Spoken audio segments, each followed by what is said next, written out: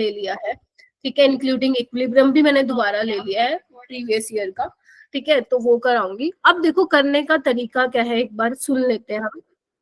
देखो जब भी तुम फिजिकल केमिस्ट्री करते हो ना, एक चीज माइंड में रखना कि न्यूमेरिकल वाला तो सीन ठीक है कि फिजिकल में न्यूमेरिकल वाला पोर्शन आता है, बट आप जो थ्योरी है उसको इग्नोर नहीं करेंगे, और सॉल्यूशन वाले चैप्टर में तो बिल्कुल भी थ्योरी को इग्नोर नहीं करेंगे। इसमें से जो न्यूमेरिकल बनने के चांसेस होते हैं वो सिर्फ कॉलिगेटिव प्रॉपर्टी से ही होते हैं, अभी तक जो पैटर्न देखने को मिला, और मैं तुम्हें क्वेश्चन कराऊंगी, लेकिन इसमें से थ्योरेटिकल क्वेश्चन भी बनते हैं। नीट 2023 में 2022 में यहाँ से थ्योरेटिकल ही क्वेश्चन जो है वो बने हैं, ठीक है। तो आप इसके थ्योरेटिकल वाले ये क्या होगा, थ्योरेटिकल वाले पोर्शन को जो है इग्नोर नहीं करोगे। और थ्योरेटिकल वाला कहाँ से करना है, वहां से कर लो, एनसीईआरटी की थ्योरी, वहीं से क्वेश्चन आता है, पहली चीज। दूसरी चीज, जब आप न्यूमेरिकल की प्रैक्टिस करते हैं तो आपके हाथ में आपके फॉर्मूले होने चाहिए, ठीक है, बना रखे होंगे। अगर नहीं बना रखे डोंट वरी, इसका एग्जाम डोज यहीं पे मैंने लिंक दे दिया है। एक मिनट रुको बेटा, मेरा नेटवर्क चला गया, आवाज आ रही है क्या? Yes ma'am. एक मिनट रुकना, मेरा नेटवर्क चला गया, एक सेकेंड। हाँ ठीक है, हाँ, तो मैंने एग्जाम डोज इसका दे दिया है। किसी ने अगर नहीं फॉर्मूला शीट बनाई हुई है तो प्लीज एक बार उसको रिवाइज कर लेना, ठीक है। और जब तुम क्वेश्चन लगाने बैठोगे इस चैप्टर के, क्योंकि मुझे पता आज तुम लगाओगे, तो वो एक बार फॉर्मूला रिवाइज कर लेना। अब फॉर्मूला रिवाइज करते टाइम भी तुम्हें दो चीजों का ध्यान रखना है। जो फॉर्मूला तुम लिख रहे हो उसमें जो पर्टिकुलर टर्म्स मेंशन है उनका मतलब क्या है। जैसे एक पेपर में क्वेश्चन आया था, वो डेंसिटी मोलैरिटी वाला रिलेशन था, तो वो कैपिटल एम क्या था, वहां पे 4 ऑप्शन थे, मोलिकुलर मास, सोलवेंट का, सोल्यूट का, या मोलैरिटी था। तो जब आप फॉर्मूलाइज करते हो तो वो आपको मालूम होना चाहिए कि कौन कौन सी टर्म क्या इंडिकेट कर रही है, ठीक है। तीसरी चीज, चौथी चीज आती है मोस्ट इंपॉर्टेंट, यूनिट कन्वर्जन। अगर आपको क्वेश्चन आता है लेकिन यूनिट कन्वर्जन में फंस गए तो वो 4 नंबर आप गवा के आओगे, 4 नंबर जाएंगे, -1 उसमें जाएगा नेगेटिव में। तो नीट में क्वेश्चन इजी आते हैं, इसमें कोई दोहराई नहीं है, स्पेशली फिजिकल कह रही हूँ, लेकिन वो कहीं ना कहीं तो खेलेगा आप लोगों के साथ, तो वो यूनिट कन्वर्जन में खेलेगा। जूल में पूछा हुआ है, किलो जूल में पूछा हुआ है ना, कैलोरी में पूछा हुआ है, या पास्कल में पूछा हुआ है, किस में पूछा हुआ है, प्लीज एक बार ये यूनिट जरूर देखेंगे। केजी में पूछा हुआ है, ग्राम में पूछा हुआ है, ये वाली चीजें आपको पता होनी चाहिए। अब मैम कैसे पता होनी चाहिए, देखो थोड़ा सा हल्का सा टाइम कंज्यूमिंग है।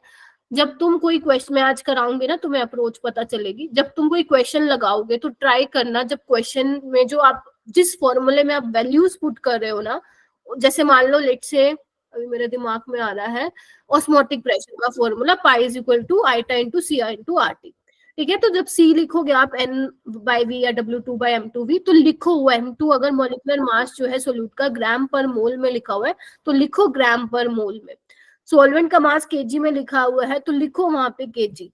अगर आप साथ साथ लिखोगे ना, आपको पता चलेगा कि कौन कौन सी यूनिट तो कैंसिल आउट हो जाएंगी, एंड जो आपका रिक्वायर्ड आंसर है वो कौन सी यूनिट में है वहीं आ जाएगा। अगर वो नहीं आ रहा, मतलब कुछ ना कुछ गड़बड़ है, वहां पे आपको यूनिट कन्वर्जन करने की जरूरत है। ये तरीका होता है आपका फिजिकल में क्वेश्चन करने का। हाँ जी, बूट प्लेयर 56 बोलो। नाम बता दिया करो भाई अपने। चलो ठीक है, नीलम तनीषा आ गए। नीलम तनीषा, रुचि है, प्रियांशु, दीपक और अर्पिता आ गई क्या? तुम्हारा नाम नहीं है क्या कोई? तुमने कहा, मैंने कहा नाम बताओ, तुम कह रहे हो नथिंग मैम। नेम बताओ बच्चे। ठीक है, चलो चलो फिर स्टार्ट करते, देर किस बात की है। देखो, अच्छा नैन्सी शर्मा, अच्छा नैन्सी तुम हो। एक बार इधर देखो, क्वेश्चन कराने से पहले मैं एक चीज बता रही हूँ, इधर आओ, फिर तुम लास्ट में तो भाग जाते हो, मेरे को पता है। इधर देखो एक बार, एक मिनट रुको बेटा, एक मिनट। अरे कहाँ गया, ये रहा। ये दिख रहा है तुम लोगों को? एक बार फटाफट सुन लो। ये आप लिंक पे जाओगे, जैसे हमेशा देती हूँ मैं, 2023 के क्वेश्चन आ जाएंगे। यहाँ पे मैंने एग्जाम डोज डाला है मेरा, इसको खोलते ही तुम मेरे उस पे आ जाओगे। एग्जाम डोज का मतलब है जो तुम फॉर्मूला शीट बनाते हो वही है ये, ठीक है। उसके बाद आप ये वाली क्लास जरूर देखेंगे मेरी, रिवीजन क्लास लिंक पे क्लिक करेंगे और ये वाली क्लास तुम सबको देखनी है। ये मैंने तब कराई थी जब अपना सेशन स्टार्ट हुआ था, उसके बाद मैं हर चैप्टर के बाद क्वेश्चन प्रैक्टिस सेशन लेती थी। ये वो क्लास है, इसमें आपको पता चलेगा कि मैं कैसे कैसे क्वेश्चन लगा दे रही हूँ, ठीक है, ये देखेंगे। उसके बाद ये 4-5 चीजें हैं जिनको आपको ध्यान रखना है। क्लास नोट्स को पहले रिवाइज करेंगे, टाइम है तो 2022 और 3 के क्वेश्चन करेंगे। आपके पास फॉर्मूला शीट होनी चाहिए सो दैट आप रिवाइज कर पाओ इफेक्टिवली, ठीक है, before doing question practice. Focus on theoretical part और जितने भी एनसीईआरटी के ग्राफ्स है। अब ग्राफ्स कौन से, एलिवेशन इन बॉइलिंग पॉइंट वाला लगा सकते हो अपनी नोटबुक में, ठीक, नेगेटिव एंड पॉजिटिव डेविएशन वाला है ना, और कौन सा है, हेनरीज लॉ वाला ग्राफ है, ऑस्मोटिक प्रेशर और टेम्परेचर के बीच में क्या रिलेशन है वो ग्राफ है, और एक डिप्रेशन इन फ्रीजिंग पॉइंट वाला ग्राफ है। वो तुम्हें बहुत उसकी डेप्थ में अंडरस्टैंडिंग होनी चाहिए। समझ आ गई सबको? और आपको लग रहा है कि ये तो मैम हमने मिस आउट कर दिया है, तो आज क्लास के बाद इसको खत्म कर देना, ठीक है। चलो अब मैं आऊंगी क्वेश्चंस पे। ये तो थी तुम्हारी करने का तरीका। अब अपन आते हैं, अगर ऐसे ही कर रहे हो तो फिर गुड टू गो है, कोई टेंशन वाली बात है नहीं, ठीक है। चलो 6 ही है ना आज तो, हाँ। उसके बाद वेटेज इसका इस साल बहुत ज्यादा मैं इस चैप्टर को इम्पोर्टेंट नहीं मानती हूँ। वैसे एग्जामिनर एक ही क्वेश्चन देता है, बट हो सकता है इस बार 2 दे दे, क्योंकि आप देख रहे हो 2 या 1 का ही रह रहा है इतने सालों से, ठीक है। चलो सबसे पहले क्वेश्चन है ये, जो जो मुझे लग रहा है ना जिसपे क्वेश्चन आ सकता है दोबारा, वो क्वेश्चन मैंने यहाँ पे डाले हैं, ठीक है। पहले ये क्वेश्चन ट्राई करो, नहीं दिख रहा है तो थोड़ा सा जूम कर लो, एक बार इसको पढ़ो एक बार ध्यान से।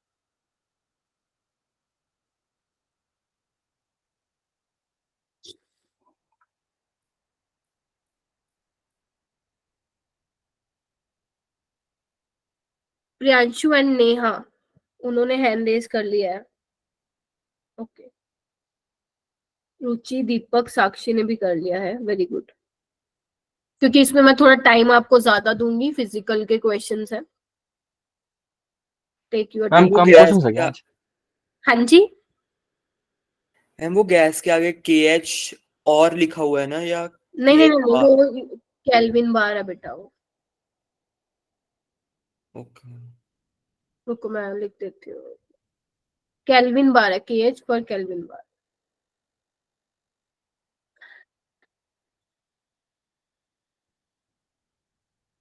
ठीक है। तो ओके, आई गेस इतना टाइम सफिशिएंट है इस क्वेश्चन को करने के लिए। अर्पिता मुझे बताओ, मैम ऑप्शन बी। एक्सप्लेन कर दो एक बार। मैम क्योंकि जो KH होता है हेनरी कांस्टेंट और सॉल्युबिलिटी इनवर्सली प्रोपोर्शनल होती है, तो जो सबसे ज्यादा जिसका KH का वैल्यू होगा तो उसकी सॉल्युबिलिटी उतनी ही कम हो जाएगी। ठीक है, तो ये हेनरीज लॉ से आप लोगों का क्वेश्चन है। हेनरीज लॉ क्या होता है, पार्शियल प्रेशर गैस का KH इंटू मोल फ्रैक्शन। इसके अलावा और भी फॉर्मूले होते हैं, ठीक है, लेकिन आपके एनसीईआरटी में ये गिवन है, ठीक है। तो बाकी फॉर्मूलेज भी पता होने चाहिए, like M is equal to KP, concentration is equal to KP, ये सब, ठीक है। तो बेसिकली आप इसको सोल्युबिलिटी की टर्म्स में भी बोल सकते हो कि जितना ज्यादा प्रेशर होगा सोल्युबिलिटी ज्यादा होगा। तो इसके करस्पॉन्डिंग आप ये वाला भी फॉर्मूला पढ़ते हो, P1/P2 S1/S2, है ना। तो एग्जामिनर बना, मतलब आपका कॉन्सेप्ट क्लियर है तो आप कर डालोगे जो क्वेश्चन आएगा, ठीक है। अब क्या है, इधर ध्यान से देखना, अगर मैं सोल्युबिलिटी की बात करूं तो आपको पता है जो आपका हेनरीज कांस्टेंट है विच इज KH, वो डायरेक्टली प्रोपोर्शन होता है टेम्परेचर के और इनवर्सली प्रोपोर्शन होता है सोल्युबिलिटी के। तो बस इस क्वेश्चन के लिए तुम्हें यही कॉन्सेप्ट चाहिए था कि जितना ज्यादा टेम्परेचर होगा उतनी KH की वैल्यू होगी, और KH जितना ज्यादा होगा उतनी ही कम तुम्हारी सोल्युबिलिटी होगी, ठीक है। तो अगर मैं यहाँ पे नजर मारूं तो मेरे को KH की सबसे ज्यादा वैल्यू 40.3 दिख रहा है, एंड इसी का सोल्युबिलिटी क्या होगा, फिर कम होगा, यानी कि A और D आपने एलिमिनेट कर दिए। अब सबसे कम वैल्यू मुझे इसकी दिख रही है, दोनों में ही है। अब बात आती है CO2 एंड CH4 में, तो देखो 0.413 हो गया कम, फिर CH4 आ जाएगा, और फिर क्या आ जाएगा तुम लोगों का, CO2 आ जाएगा, ठीक है। तो कौन से वाले कॉन्सेप्ट पे बेस था ये क्वेश्चन आपका, हेनरीज लॉ पे, ठीक है। हेनरीज लॉ पे, हेनरीज लॉ का पढ़ के जाओगे थ्योरी वाला पार्ट विद उसकी एप्लीकेशन। जो जो मैं बोल रही हूँ अभी लिख लो, एनसीईआरटी में लिख लो, रफ में मत लिखो, मेरे को पता तुम भूल जाओगे 2 घंटे बाद। एप्लीकेशन पढ़ के जानी है, और हेनरीज लॉ का थ्योरी, एंड ये टेबल मार्क कर लो अपनी एनसीईआरटी में, इसको करके जाना है इस बार जेई हमें में। वैल्यूज याद करनी पड़ेंगी ना ना ना, केएच वाली। मैं बता दे रही हूँ कि कैसे इसको कर, नहीं याद नहीं करना, मैं बताती हूँ इसको किस तरीके से करना है, ठीक है। दिस इज टेबल 1.2 है ना, इसको आपको कैसे करना है, इधर आओ देखो। अब यहाँ पे कुछ गैसेस आपको दी हुई हैं, ये सब दी हुई हैं, एंड उनका टेम्परेचर मेंशन है। तो यहाँ पे आप देख पा रहे हो कि सबसे पहले अगर मान लो मैं इन गैसेस की बात करती हूँ, आर्गन की, CO2 की, फॉर्मेल्डिहाइड की, मीथेन की, विनाइल क्लोराइड की, तो पेपर में आपको क्या आएगा, इस तरीके से वैल्यूज आएंगी केएच की, जैसे अभी मैंने जस्ट क्वेश्चन कराया, आपको वैल्यूज नहीं मेमोराइज करनी है। तो आप देख रहे हो केएच की जैसे जैसे वैल्यू कम हो रही है, देखो इधर, अगर मैं इसकी बात करूं इन दोनों की, तो आपसे पूछ सकता है सोल्युबिलिटी बताओ किसकी ज्यादा होगी, सेम टेम्परेचर पे फिलहाल ये 298 केल्विन पे, देख पा रहे हो। फिर देखो इसकी वैल्यू कम है बहुत, तो इसकी क्या हो जाएगी, सोल्युबिलिटी ज्यादा हो जाएगी। इस तरीके से आपको क्या करना है, कंपैरिजन करना है, कर सकते हो, ठीक है। उसके बाद इधर देखो, अगर मान लो मैं टेम्परेचर में चेंज कर दूं, जैसे मुझे ये दोनों वैल्यू देखो, अब क्या हुआ है, टेम्परेचर 293 से 303 हो गया, तो आपकी केएच की वैल्यू भी क्या हो गई है, बढ़ गई है। समझे कि how KH is related to temperature. ऐसे ही सेम फॉर ऑक्सीजन, 293 से 303 हो रही है, टेम्परेचर बढ़ रहा है, एंड केएच की वैल्यू भी क्या हो रही है, इंक्रीज हो रही है, ठीक है। थोड़ा सा हीलियम का ध्यान रख सकते हो तो रख लेना कि हीलियम में केएच की वैल्यू सबसे ज्यादा, देख पा रहे हो, मेरे ख्याल से जितनी भी यहाँ पे गैसेज हैं सबसे ज्यादा हीलियम की वैल्यू है, बस इसको याद रखना। कर सकते हो क्या? Yes ma'am. ठीक है, हीलियम की केएच की वैल्यू सबसे ज्यादा है, तो उसकी सोल्युबिलिटी क्या होगी, क्या होगी, कम होगी, कम होगी, बस ये याद रखना।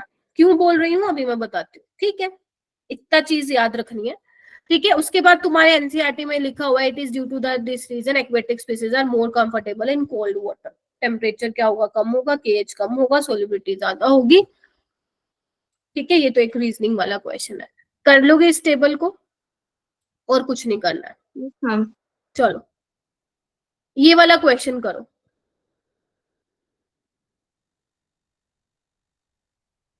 Question number 2।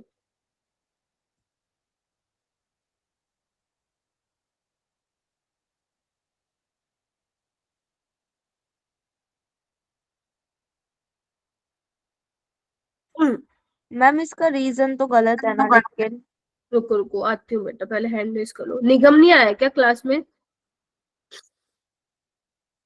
आज कब है स्टूडेंट? सलोनी आ गई, सलोनी, सलोनी हो क्या क्लास में? दिख नहीं रही है, अच्छा। तो देखो एसर्शन क्या कहते हैं, ठीक है क्या, helium is used to dilute oxygen in the diving apparatus, है ना? यस मैम सही है। सारी एप्लीकेशंस करके जाओगे। उसके बाद ये ट्रू है, रीजन बोल रहा है क्या, हीलियम की सोल्युबिलिटी बहुत ज्यादा होती है क्या O2 में? No ma'am. नहीं मैम। नहीं होती है।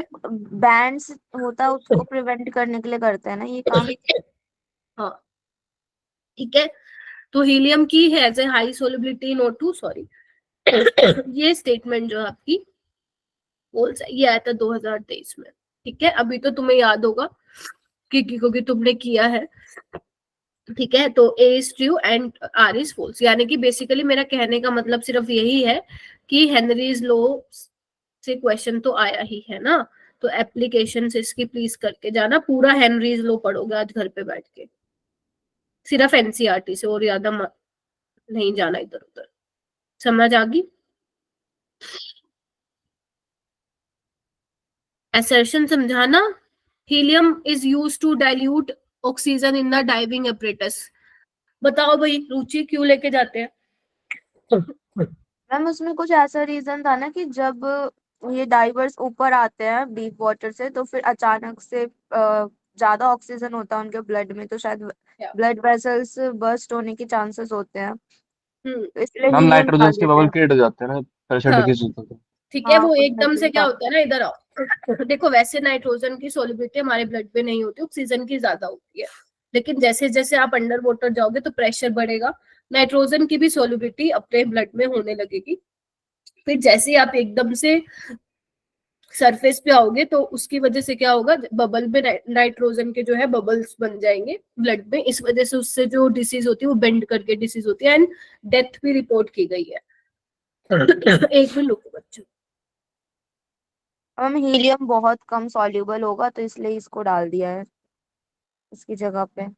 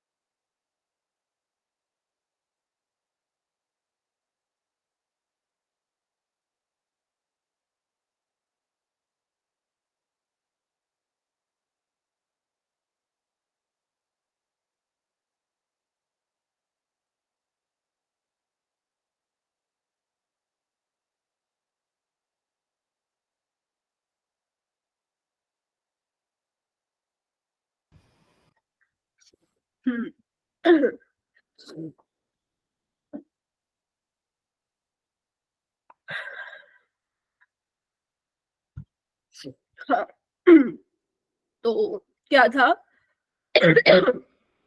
हो गया ये वाला clear?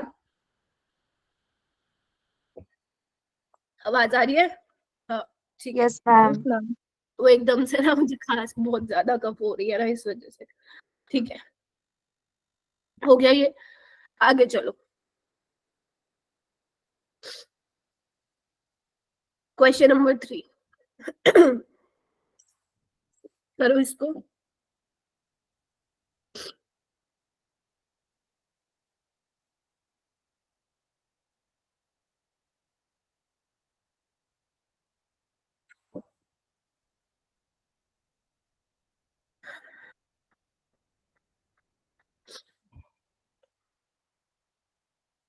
Minimum elevation in boiling point बताना आपको, है ना?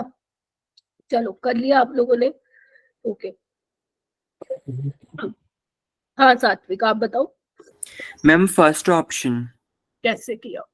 मैम बिकॉज जो डेल्टा टी बी होता है वो होता है आई इंटू के बी इंटू एम, अगर हम वेन ड्रॉ फैक्टर को बीच में इंक्लूड करें तो इसमें जो डेल्टा टी बी होता है वो डायरेक्टली प्रोपोर्शनल होता है नंबर ऑफ मोल्स के। हाँ ठीक है, तो उसका जो डेल्टा बी इज मिनिमम होगा for minimum number of moles, तो NaCl में मिनिमम नंबर ऑफ मोल्स हैं।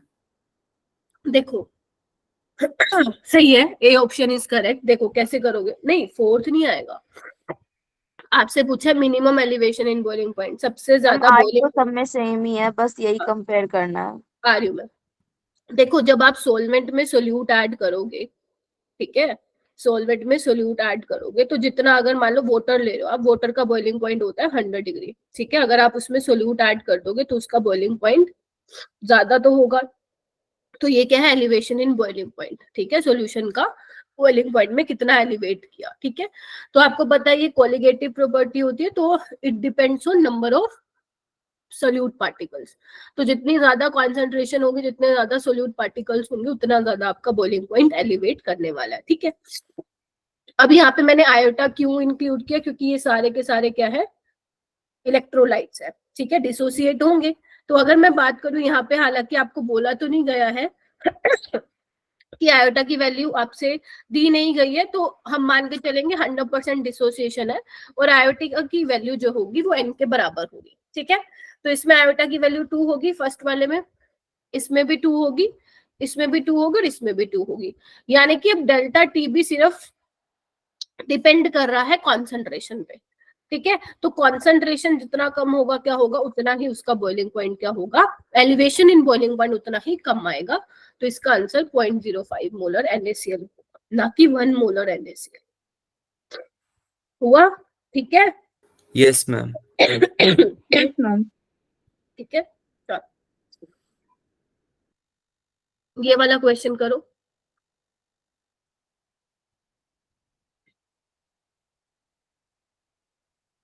मिनिमम नहीं देखा था, ठीक है देख लेना, देखना चाहिए था।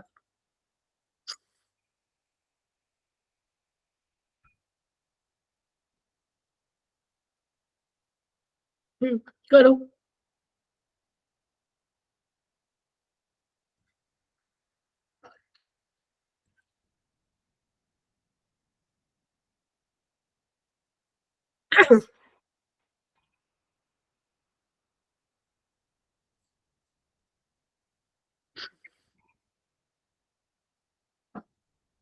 Ma'am done. ठीक है, साक्षी हुआ। प्रांशु, मैम एक मिनट।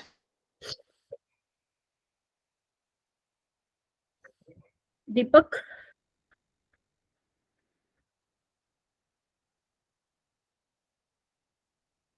दीपक का नहीं हुआ है। Done ma'am. ठीक है, हाँ प्रांशु बताओ कैसे किया। मैम सेकंड ऑप्शन है इसका मैम, हमारा जो osmotic pressure directly proportional to concentration है मैम। आयनिक, ये हमारे नॉर्मल कंपाउंड है, आयनिक नहीं है जो डिसोशिएट होंगे। तो मैम ठीक है, सबका 10 ग्राम दे रखा है, तो यूरिया के मोल सबसे ज्यादा होंगे, फिर उससे कम ग्लूकोज के, फिर उससे कम सुक्रोज की। क्योंकि जो ऑस्मोटिक प्रेशर है हमारा inversely proportional to molar mass हो गया, तो सबसे ज्यादा सुक्रोज का, फिर उससे कम ग्लूकोज, उसके बाद फिर यूरिया। ठीक है देखो ऐसे किया है, पाई Yes, होता है ma'am. आपका Yes, iota ma'am. Into C into R T. ठीक है, अगर मैं वॉन्टो फैक्टर को इंक्लूड करूं, बाकी इसमें यहाँ पे आयोटा की नीड है नहीं क्योंकि अ, ये डिसोसिएट नहीं होंगे। ठीक है, तो पेपर में जरूर देख लेना एक बार, क्योंकि जनरली वो आयोटा की वैल्यू वाला क्वेश्चन भी देता है। तो आई का तो कोई मतलब नहीं है, आर सेम है, टी सेम है, तो pi is directly proportional to C. अब कंसंट्रेशन यहाँ पे मोलैरिटी है। ठीक है, number of moles per unit volume, या नंबर ऑफ मोल्स को लिख सकते हो given mass by molar mass. तो अब सबका मास सेम है ना, और वॉल्यूम भी सेम है, यानी कि मेरा ऑस्मोटिक प्रेशर किस पे डिपेंड कर रहा है? मोलर मास पे। मोलर मास पे। Molar mass. ठीक है, और आपको ये भी पता होना चाहिए सिर्फ ऑस्मोटिक प्रेशर नहीं, इवन जितनी भी आपकी कोलिगेटिव प्रॉपर्टीज हैं वो सारी क्या होती है, मोलर मास के इनवर्सली प्रोपोर्शन होती है। याद है? Yes ma'am. बेशक आप कोई भी देख लो। ठीक है, तो बस एक बार अपन चेक करते हैं, ग्लूकोज का कितना होता है, 180 होता है, सुक्रोज का 342 होता है, एंड यूरिया का निकाल के देखो कितना आ रहा है, 60 आ रहा है। तो सबसे ज्यादा अपने पास सुक्रोज का है, सुक्रोज के करस्पॉन्डिंग P2 है, तो P2 तो पीछे आ जाएगा ना फिर। P3 है ना सुक्रोज का तो। मैम P2 तो यूरिया है ना। हाँ, तो P3 का सबसे पीछे आ जाएगा, फिर किसका आएगा, सबसे कम क्या है, यूरिया का है, यानी कि तो उससे आगे यूरिया आ जाएगा, हाँ P2। इन यूरिया आ जाएगा, और ये आ जाएगा। यही है क्या, P1 P2 P3? Ma'am B है ना। मैम बी होगा, P2 मैम P1 बी है मैम। मैम बी नहीं होगा। एक मिनट रुको, मेरे को ना वो हो रहा है थोड़ा सा ना। अच्छा, 10 gram urea into 50, okay P2 का, ठीक है, सॉरी माय बैड। यस, ठीक है, P2 P1 P3 कॉन्सेप्ट ये रहेगा। चलो आगे चलते हैं। कंसेप्चुअल क्वेश्चन था, न्यूमेरिकल तो कुछ था भी नहीं इसमें सच सोल्व करने का। ओके, ये वाला क्वेश्चन करो।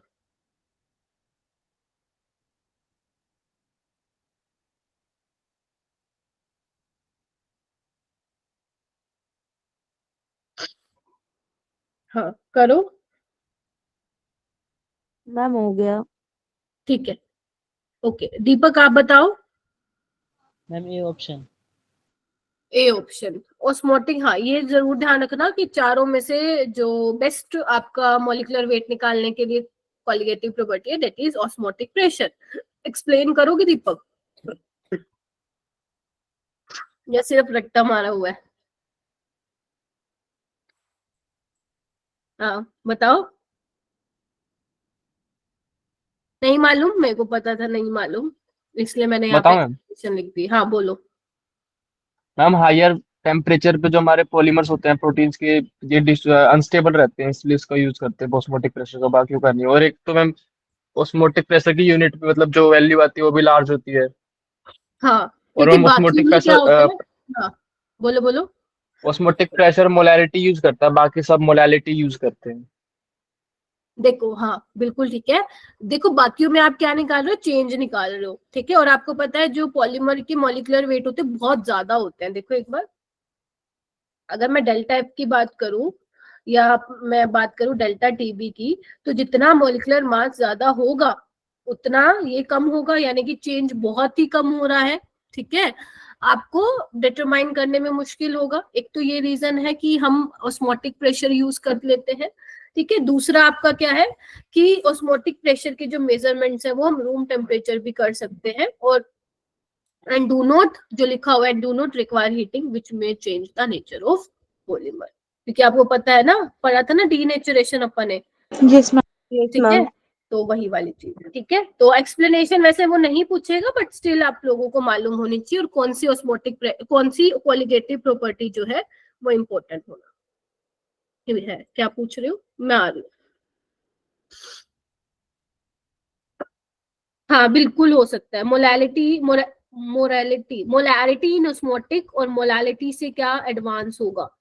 देखो आप क्या करते हो ना, मोलैरिटी में क्या होता है ना आप लोगों का, जी हाँ आप बोल सकते हो कि ऑस्मोटिक प्रेशर में क्या होता है, मोलैरिटी यूज करते हैं, जबकि बाकी आप उसमें क्या यूज करते हो, मोलैलिटी यूज करते हो, ठीक है। और मोलैलिटी में आपके पास क्या होता है, number of moles of solute, आप सोलवेंट लेते हो। हाँ मैं समझ गया, एडवांटेज पूछ रही हूँ, ठीक है। देखो एक बार, मोलैलिटी में आप क्या करते हो, number of moles per unit volume होता है आप लोगों का, ठीक है।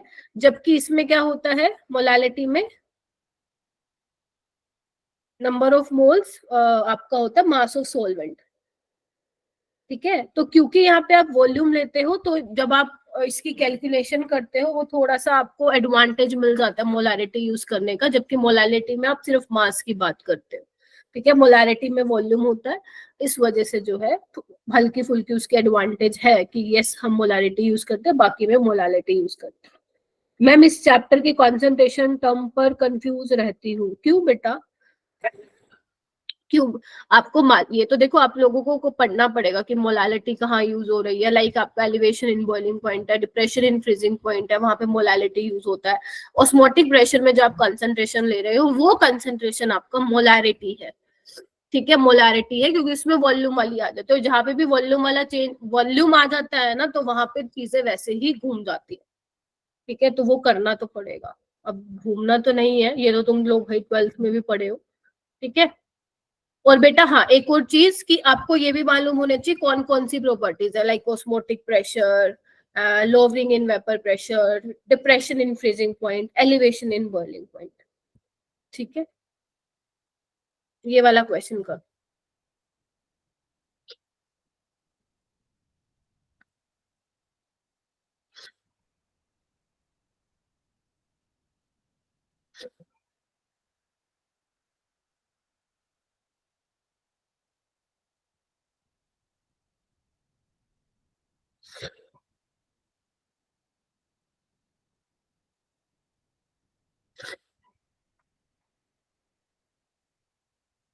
हुआ,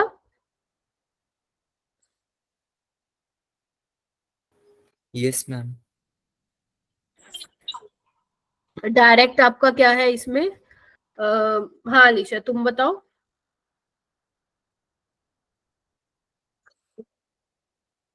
बताओ।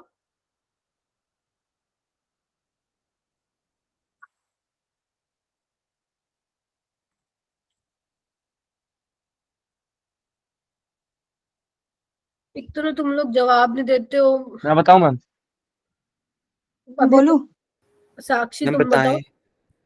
डी, मैम, बी होगा, मैम सेकंड है। सेकंड सेकंड है, मैम बी वाला। होगा, तो सेकंड वाला। D B. बोलो।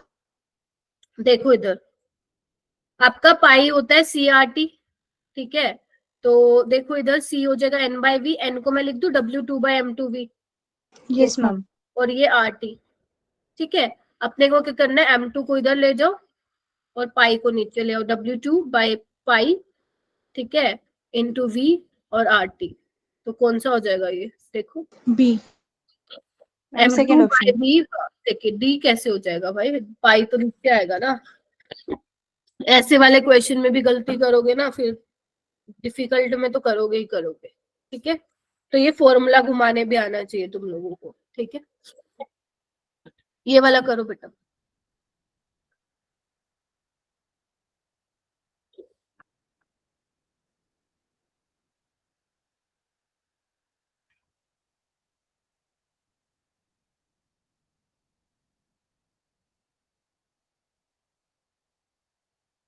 हाँ जी, बूट प्लेयर 56 बताइए विद एक्सप्लेनेशन।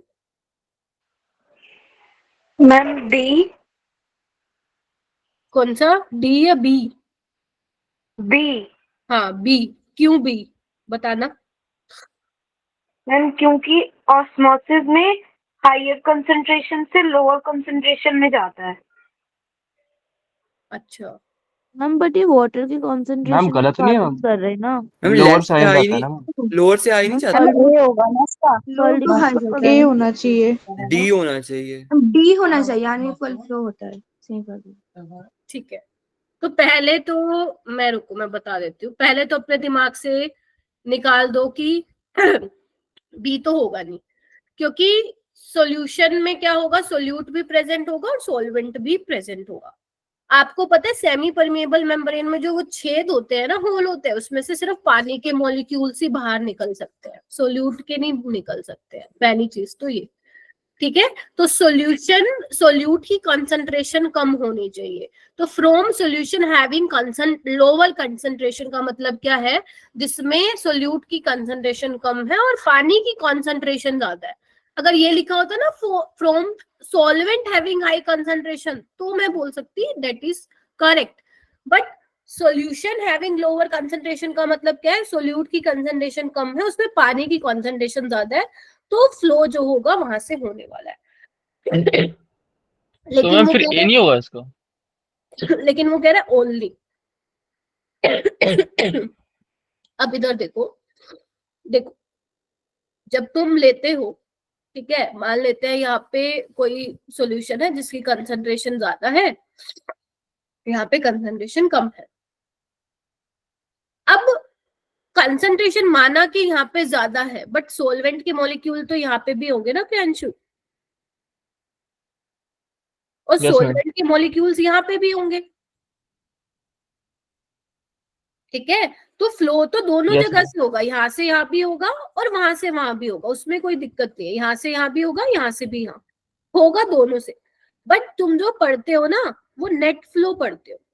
अगर एग्जामिनर पूछता है कि नेट फ्लो कहाँ से होगा, तो तुम बोलोगे जहां पे कॉन्सेंट्रेशन सॉल्यूशन की कम है, सोलवेंट की ज्यादा कॉन्सेंट्रेशन है, नेट फ्लो वहां से वहां होगा जब तक इक्विलिब्रियम अचीव नहीं हो जाता।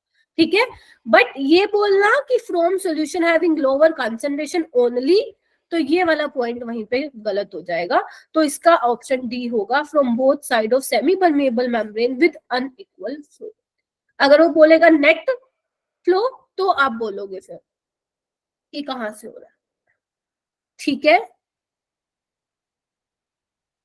इसमें बहुत बच्चों को दिक्कत रहती है डेफिनेशन में कि कहां से कहां हो रहा है। हायर कंसंट्रेशन सॉल्वेंट की होनी चाहिए, लोअर कंसंट्रेशन सॉल्यूशन की होनी चाहिए। ठीक है, चलो ओनली लिख दिया ना उसने, वही काम खराब कर दिया। ओनली नहीं आएगा, दोनों जगह से होता है, बट नेट फ्लो वहां से होता है जहां पे सॉल्वेंट की कंसंट्रेशन ज्यादा है। ओके, चलो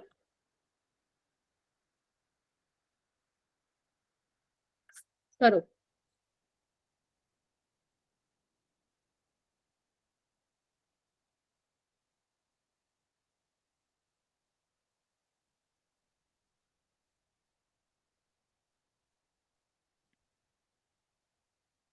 ये ग्रुप में वोट चलते रहते हैं भाई, वोट वोट।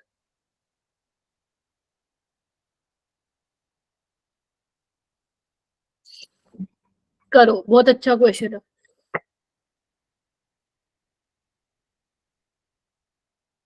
मैम इसमें हमें मॉलिक्यूलर मास बताना है नॉन वोलेटाइल सॉल्यूट का। क्या लिखा हुआ है इसमें? हाँ, ओके। करो, अगर किसी को पता भी है फिर भी इसको सॉल्व करो, कोई कैलकुलेशन नहीं चाहिए, डन कैलकुलेट मैम। होगा यहाँ पे, है ना? हो गया मैम। हाँ ठीक है, चलो करो, हैंड रेज करो, पूछो मैं फिर। हिमांशी आप बताने वाली हो?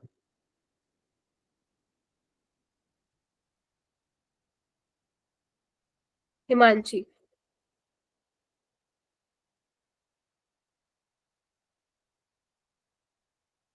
इतना टाइम मैं वेट नहीं कर सकती बच्चों। हाँ अनुषु आप बताओ। मैम 300 ग्राम पर मोल। एक्सप्लेन करो। हाँ मैम यूरिया का पहले मॉलिक्यूलर निकाला 10/16 और जो निकालने बोला है अननोन सॉल्यूट का उसका होगा 5% या तो 5 into 1000 बाई उसका मॉलिक्यूलर वेट into 100। तो उस ये जो अननोन सॉलिड का है उस इक्वल कर देंगे यूरिया से, तो समझी, तो 300 ग्राम समझ पर गई, मोल। ठीक है। तो सबसे पहले तुम्हें आइसोटोनिक दिया हुआ है तो समझ जाना ऑस्मोटिक प्रेशर सेम होगा। तो यहाँ पे क्या लिखोगे, C1R, ठीक है, T, C2R T। अब ये दोनों सेम है तो C1 C2 के बराबर हो जाएगा W1/M1 into V, एंड इसमें हो जाएगा W2/M2 V2। ठीक है, चलो W1 कितना दिया हुआ है, मास बाय वॉल्यूम दिया हुआ है 10 ग्राम पर decimetre cube, 10 1 litre 1 decimetre cube के बराबर होता है। तो यहाँ पे मैं देखो यूनिट को कैसे मैं साथ लिख के चल रही हूँ, ध्यान से देखना इधर, 10 ग्राम पर लीटर, ठीक है, ठीक है, चलो। उसके बाद आपका M1 क्या है दिया हुआ है, ये 60 ग्राम पर मोल दिया हुआ है। M2 मुझे नहीं मालूम है। W2 मुझे दिया हुआ है 5% सोल्यूशन का मतलब है 5 ग्राम इन 100 ml।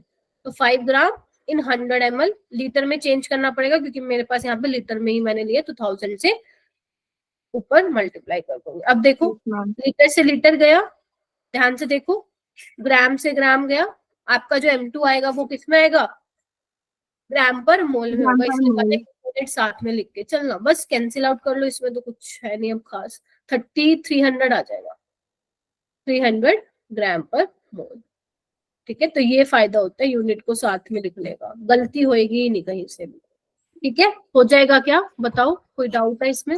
Yes ma'am. No ma'am.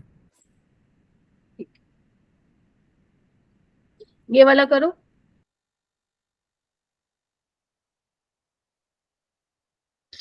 Round ला पे क्वेश्चन।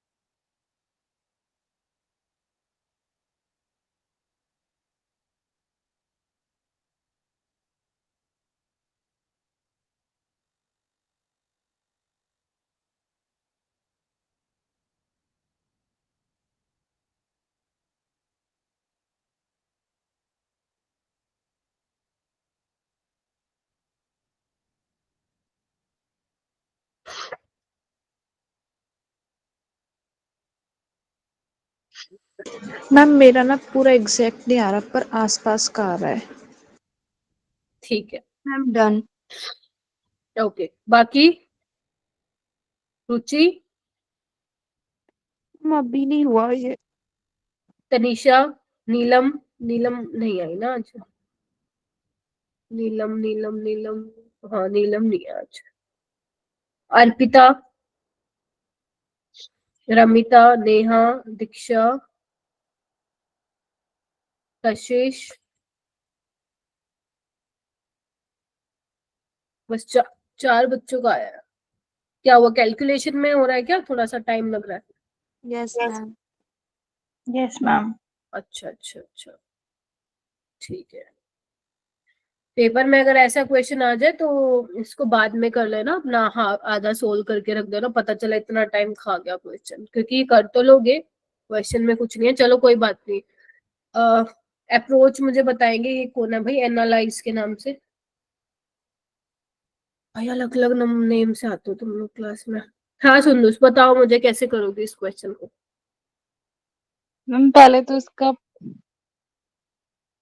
मतलब मैंने इसको पूरा नहीं करा था मैम, मैंने टोटल निकाल लिया था, फिर मैंने सही से देखा नहीं था।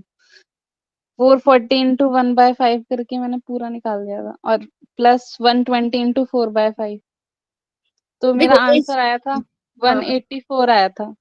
अच्छा बस उतना करके छोड़ दिया। मैं अभी कर रही हूँ। अच्छा, a solution has a 1:4 molar ratio pentane to hexane। दिया हुआ है vapour pressure of pure hydrocarbon at 20 degree 440 mg for pentane, और इसके लिए प्योर हेक्सेन के लिए दिया हुआ है। मोल फ्रैक्शन निकालना आपको।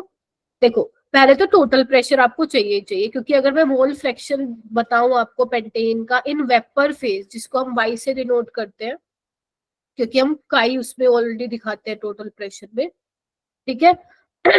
तो वो क्या होगा, टोटल प्रेशर, और जो इसका आया था पेंटेन का आया था उसका आप प्रेशर पार्शियल प्रेशर यहाँ पे डालते हैं। तो टोटल प्रेशर क्या हो जाएगा, देखो 440 इंटू मोल फ्रैक्शन, पहले आप पेंटेन का कर लेते हैं 1/5 हो जाएगा, प्लस यहाँ पे 4/5 इंटू 120। तो ऐसे करके आप टोटल प्रेशर निकाल लेंगे। आपने मुझे बोला 184 आ रहा है। Yes ma'am 184।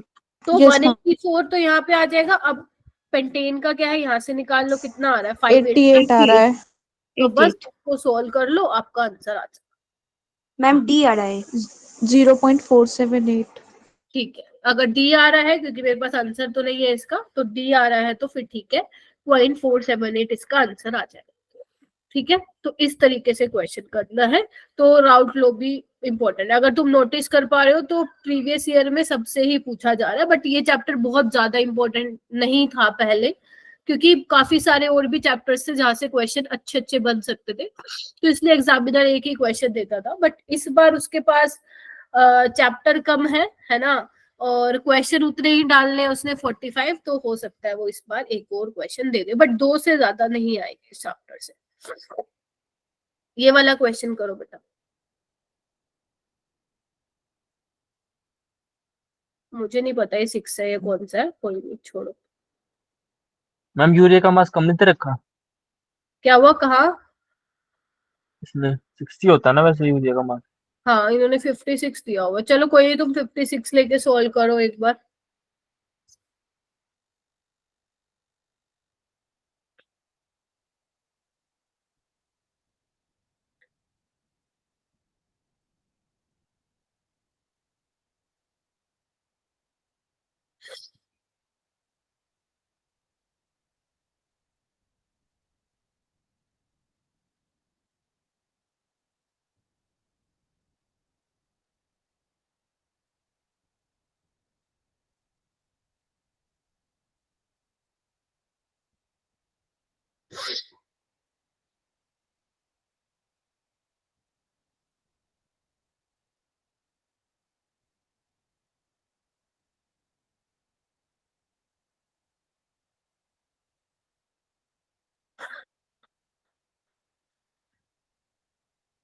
अप्रोच बताओ, एक काम करो अप्रोच बता दो मेरे को। मैम हो गया। बड़ी जल्दी हो गया। साक्षी बताना कैसे किया, अप्रोच बताना। मैम डेल्टा टीएफ होता है केएफ इंटू मोलैलिटी, और डेल्टा टीबी भी केबी इंटू मोलैलिटी होता है। तो मतलब इन दोनों को कंपेयर करा तो delta TF by delta TB is equal to KF by KB आ जाएगा। तो फिर हमें डेल्टा टीबी हम निकालेंगे 0.18 आएगा, क्यों? और केएफ और एक सेकेंड, 1:8 क्यों आएगा? तुम्हें तो ये भी दिया हुआ है। मैम उसमें से 100 डिग्री सेल्सियस माइनस कर देंगे ना वाटर के लिए, मतलब जो सोल्यूट होगा मैं सोल्यूट में। अच्छा ठीक है। तो फिर हम डेल्टा टीएफ निकाल लेंगे, और डेल्टा टीएफ फिर हम 0 डिग्री उसको T1 माइनस T2 में रखेंगे। तो डेल्टा क्यों? टीएफ एक इज सेकेंड इक्वल एक टू, सेकेंड, मैं इसमें दोबारा रोकूंगी तुम्हें। T1 माइनस T2, T1 क्या है? मतलब साक्षी एक्सप्लेन करेगी। तुमने बोला T1 माइनस T2, क्यों? T1 क्या है यहाँ पे? मैम T1 0 डिग्री सेल्सियस किया था मैंने। क्यों किया था?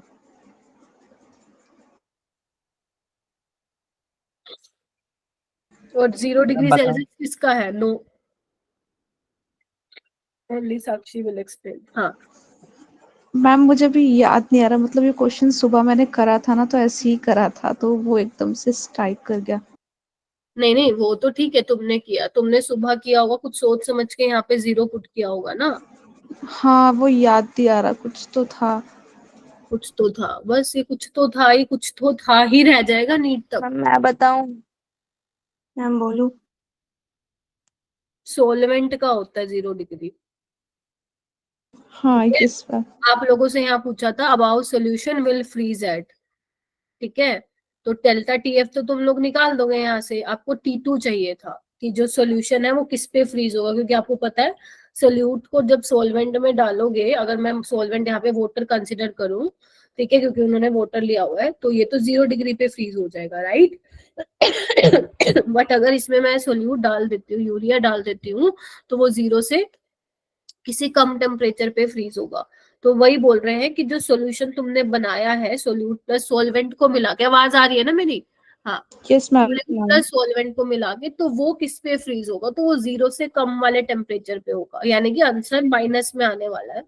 तो ये यस तो मैम। वैसे एलिमिनेट कर दो तुम लोग, ठीक मैम है। बी होगा। हाँ, तो बाकी तुमने जैसे निकाला था वैसे ही आएगा, मैम बी एमसीएम होगा। गया। या तुम्हें मोलालिटी की वैल्यू निकाल के यहाँ पुट करनी है, तुम वो भी कर सकते हो, it's totally up to you.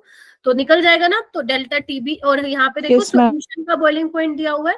तुम्हें पता ही है सॉल्वेंट अगर पानी है तो 100, ये करना पड़ेगा तुम्हें 100.18 माइनस 100.18। तो ये ऐसे करके इसका आंसर कितना बोल रहे हो तुम लोग? मैम बी मैम बी होगा। आ रहा है। माइनस बी जीरो होगा, point minus six zero four point six five four इस तरीके से। तो मतलब कहने का मेरा मतलब यही है, फॉर्मूला पता है बहुत अच्छी बात लेकिन उसके साथ साथ कॉन्सेप्ट भी पता होना चाहिए कि कर क्या रहे हैं अपन, है ना। तो बस यही सॉल्यूशन इलेक्ट्रोकेमिस्ट्री में यही दिक्कत है, हम फॉर्मूला तो कर लेते हैं लेकिन मालूम ही नहीं पड़ता कि लिख क्या रहे हैं, तो वो गड़बड़ कर देगा पेपर में। चले फिर आगे, हो जाएगा ये क्लियर, क्योंकि मेरा यहाँ पे मैं बैठी हूँ आपको अप्रोच बताने के लिए कि कैसे कर रहे हो, तभी मैं पूछ रही हूँ एक एक बच्चे से कैसे किया। ये वाला करो।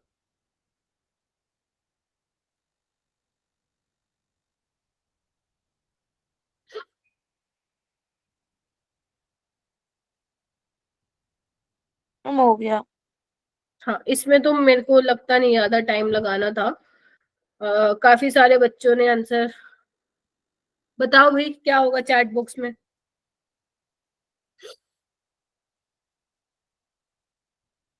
मैम सी। ठीक है, इसकी यस मैंने मैम। वो ट्रिक वगैरह लिखवाई हुई है ना, वो कर लेना, याद करो, मैंने बताया भी था उसमें, कोई आपका मॉक टेस्ट हुआ था उसमें मैंने बताया था। ठीक है, पॉजिटिव और नेगेटिव डेविएशन वाला, अगर यहाँ से क्वेश्चन आ गया तो सच बता रही हूँ, फ्री के नंबर है। और इसको सिर्फ ये वाले जो एग्जांपल्स है ना, पॉजिटिव और नेगेटिव वाले लिख लो, सिर्फ एनसीईआरटी वाले करने हैं, फालतू नहीं करने हैं, सिर्फ एनसीईआरटी वाले करने हैं। ठीक है, इसका अगर मैं तुम्हें कॉन्सेप्ट समझाऊं तो आ जाओ एक बार। एसीटोन आपका ये होता है, ठीक है, और इथेनॉल तुम्हारा ये होता है। ठीक है, आपको पता है इथेनॉल के मॉलिक्यूल्स के बीच में बहुत ज्यादा स्ट्रॉन्ग इंटरमोलिकुलर हाइड्रोजन बॉन्डिंग होगी। तो जैसे ही आप एसीटोन डालोगे इसके बीच में, तो इथेनॉल इथेनॉल की हाइड्रोजन बॉन्डिंग क्या हो जाएगी? ब्रेक होगी। ठीक है, और ये दोनों इंटरेक्ट करेंगे, लेकिन इनकी इंटरेक्शन इतनी ज्यादा स्ट्रॉन्ग नहीं होगी जितनी आपकी इथेनॉल इथेनॉल के बीच में थी। यानी कि कहने का क्या मतलब है, ए बी जो इंटरेक्शन है वो क्या हो जाएगी? कम हो जाएगी। बोल रहे हो, समझ रहे हो ना? अगर यस एपी मैम। की इंटरेक्शन कम हो जाएगी, यानी कि जल्दी वेपर बनाएगा, है ना, वोलेटाइल होगा। और वेपर यस मैम। अगर, हाँ, वेपर प्रेशर अगर सॉल्यूशन का इंक्रीज हो रहा है, इट मींस वो क्या है, आपका पॉजिटिव डेविएशन दिखाएगा राउंड क्लास से। अगर वेपर प्रेशर डिक्रीज करता है तो आपका वो नेगेटिव डेविएशन है। तो यानी कि इसका आंसर जो आप बोल रहे हो वो सी आ जाएगा। ठीक है, क्लियर है? Yes ma'am. चलो बहुत ही बढ़िया। ओके, नेक्स्ट क्वेश्चन करो।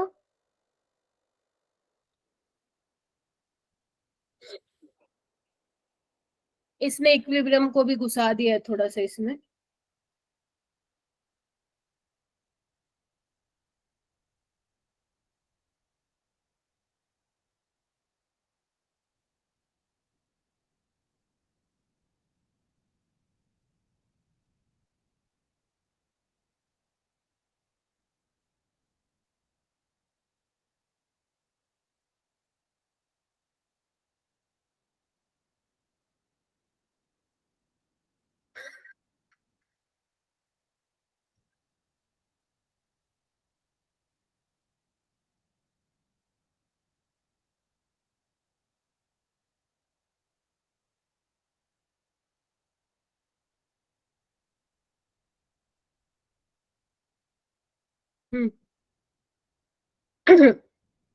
पढ़ो इसको। 0.5 मोलर एक्वा सोल्यूशन दिया है, वीक एसिड दिया है, तो मैट्रिक्स वो 20% आयनाइज्ड हो रहा है।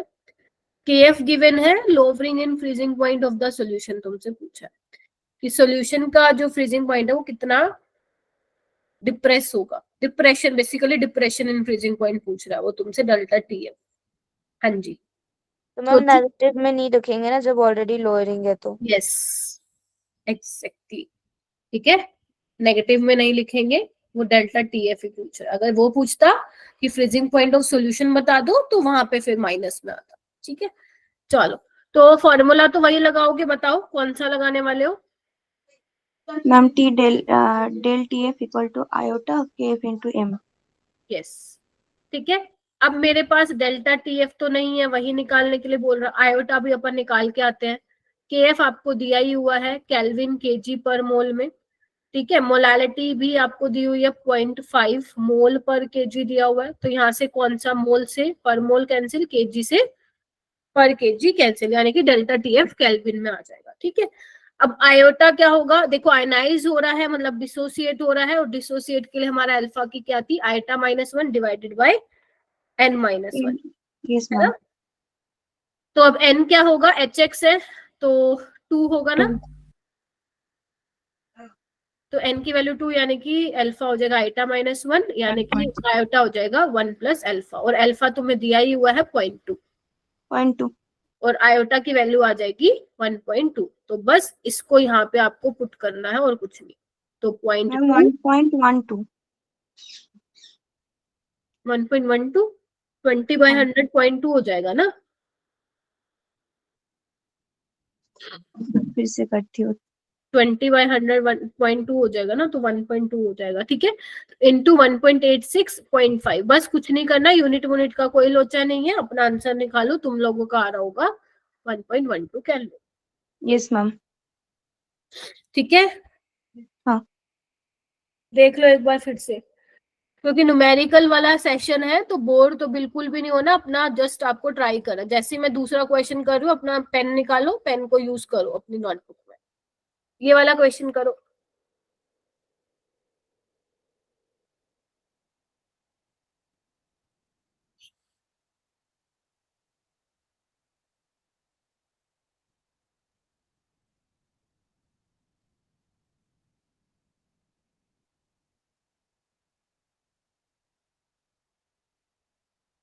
Aqueous solution has 1 molar in Ki, which change will cause the vapor pressure of the solution to increase. Google नहीं करना है, अपना सोचो।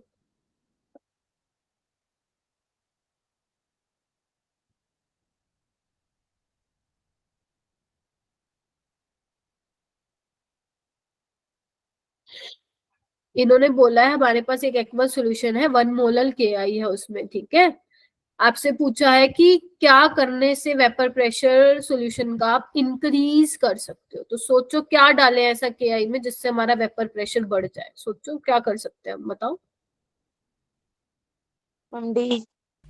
आई की वैल्यू जिसकी डी, पानी डालने से बढ़ा दो वेपर प्रेशर सॉल्यूशन का, हाँ। है ना। अभी मैंने बताया था ना, देखो अगर कंसंट्रेशन ज्यादा होगी तो वेपर प्रेशर तो लोअर ही होगा, मतलब कम ही होगा। बट अगर मान लो मैं Ki की कंसंट्रेशन कम कर दूं, अब कंसंट्रेशन कम कर सकती हूँ मैं डाइल्यूशन से। अब मैं डाइल्यूशन कैसे करूंगी, पानी को ऐड करके, ठीक है। तो अगर आप पानी को ऐड कर रहे हो तो आप बेसिकली Ki की कंसंट्रेशन कम कर रहे हो, ठीक है, जिसकी वजह से आपका वेपर प्रेशर ऑफ सॉल्यूशन क्या हो जाएगा, इंक्रीज हो जाएगा। बाकी सब में तो भाई नहीं होगा, है ना, क्योंकि ये NaCl तो आप डाल रहे हो। मैम यस बेटा, मैम एक बार इस दोबारा बता दो। मैं ये बोल रही हूँ सात्विक, अगर मान लेते हैं अपने पास 1 मोलर Ki है, ठीक है, मोलालिटी एक सॉल्यूशन है Ki जिसकी मोलालिटी है 1 मोलर, यानी कि number of moles of solute पर केजी सॉल्वेंट। वो कह रहे हैं कि मैं Ki में ऐसा क्या डालूं जिससे मेरा सॉल्यूशन का वेपर प्रेशर बढ़ जाए। अभी क्या है, अभी हमारे सॉल्यूशन में पानी भी है और Ki भी है, ठीक है। तो अब जो सरफेस एरिया है वो सारा का सारा सोलवेंट मॉलिक्यूल्स ने तो नहीं ऑक्यूपाई किया हुआ है, कुछ कुछ जगह पे अपने Ki के भी है मॉलिक्यूल्स, है ना। Yes ma'am. जिसकी वजह से हमारा वेपर प्रेशर कम हो गया। पहले सिर्फ सॉल्वेंट था, बट आफ्टर एडिंग KI हमारा वेपर प्रेशर सॉल्यूशन का कम हो गया है, राइट। अच्छा, अब वो कह रहे हैं कि क्या हम, अब तो तुमने ये सॉल्यूशन तो बना दिया, बट Yes, इसमें ma'am. क्या हम कुछ ऐसा चेंज कर सकते हैं जिसकी वजह से हमारा वेपर प्रेशर सॉल्यूशन का बढ़ जाए? तो तुम यहाँ पे ये सोचोगे कि मैम अगर हम KI की कंसंट्रेशन कम कर दे, अगर थोड़ा और पानी डाल दे, तो क्या होगा? इसका मतलब डाइल्यूशन कर रहे हो, ज्यादा पानी डाल रहे हो तुम, है ना। और ज्यादा पानी डालने की वजह से कंसंट्रेशन कम करो, और Decrease हो कंसंट्रेशन कम हो जाएगी। गई तो कोलिगेटिव प्रॉपर्टी भी कम हो जाएगी ना। Yes, यानी कि ma'am. कहने का मतलब है वेपर प्रेशर घटने की बजाय बढ़ जाएगा। ठीक है, तो एडिशन Yes, ऑफ, ma'am. अभी क्लियर है एकदम? Yes, ma'am. Thank you, ma'am. Okay बेटा, तुमने वो क्वेश्चन नहीं पूछा था मेरे से कल, एल्डिहाइड वाला। मैम कल रह गया, आज लास्ट में पूछ लूंगा क्लास में। ठीक है, ये वाला करो सारे बच्चे।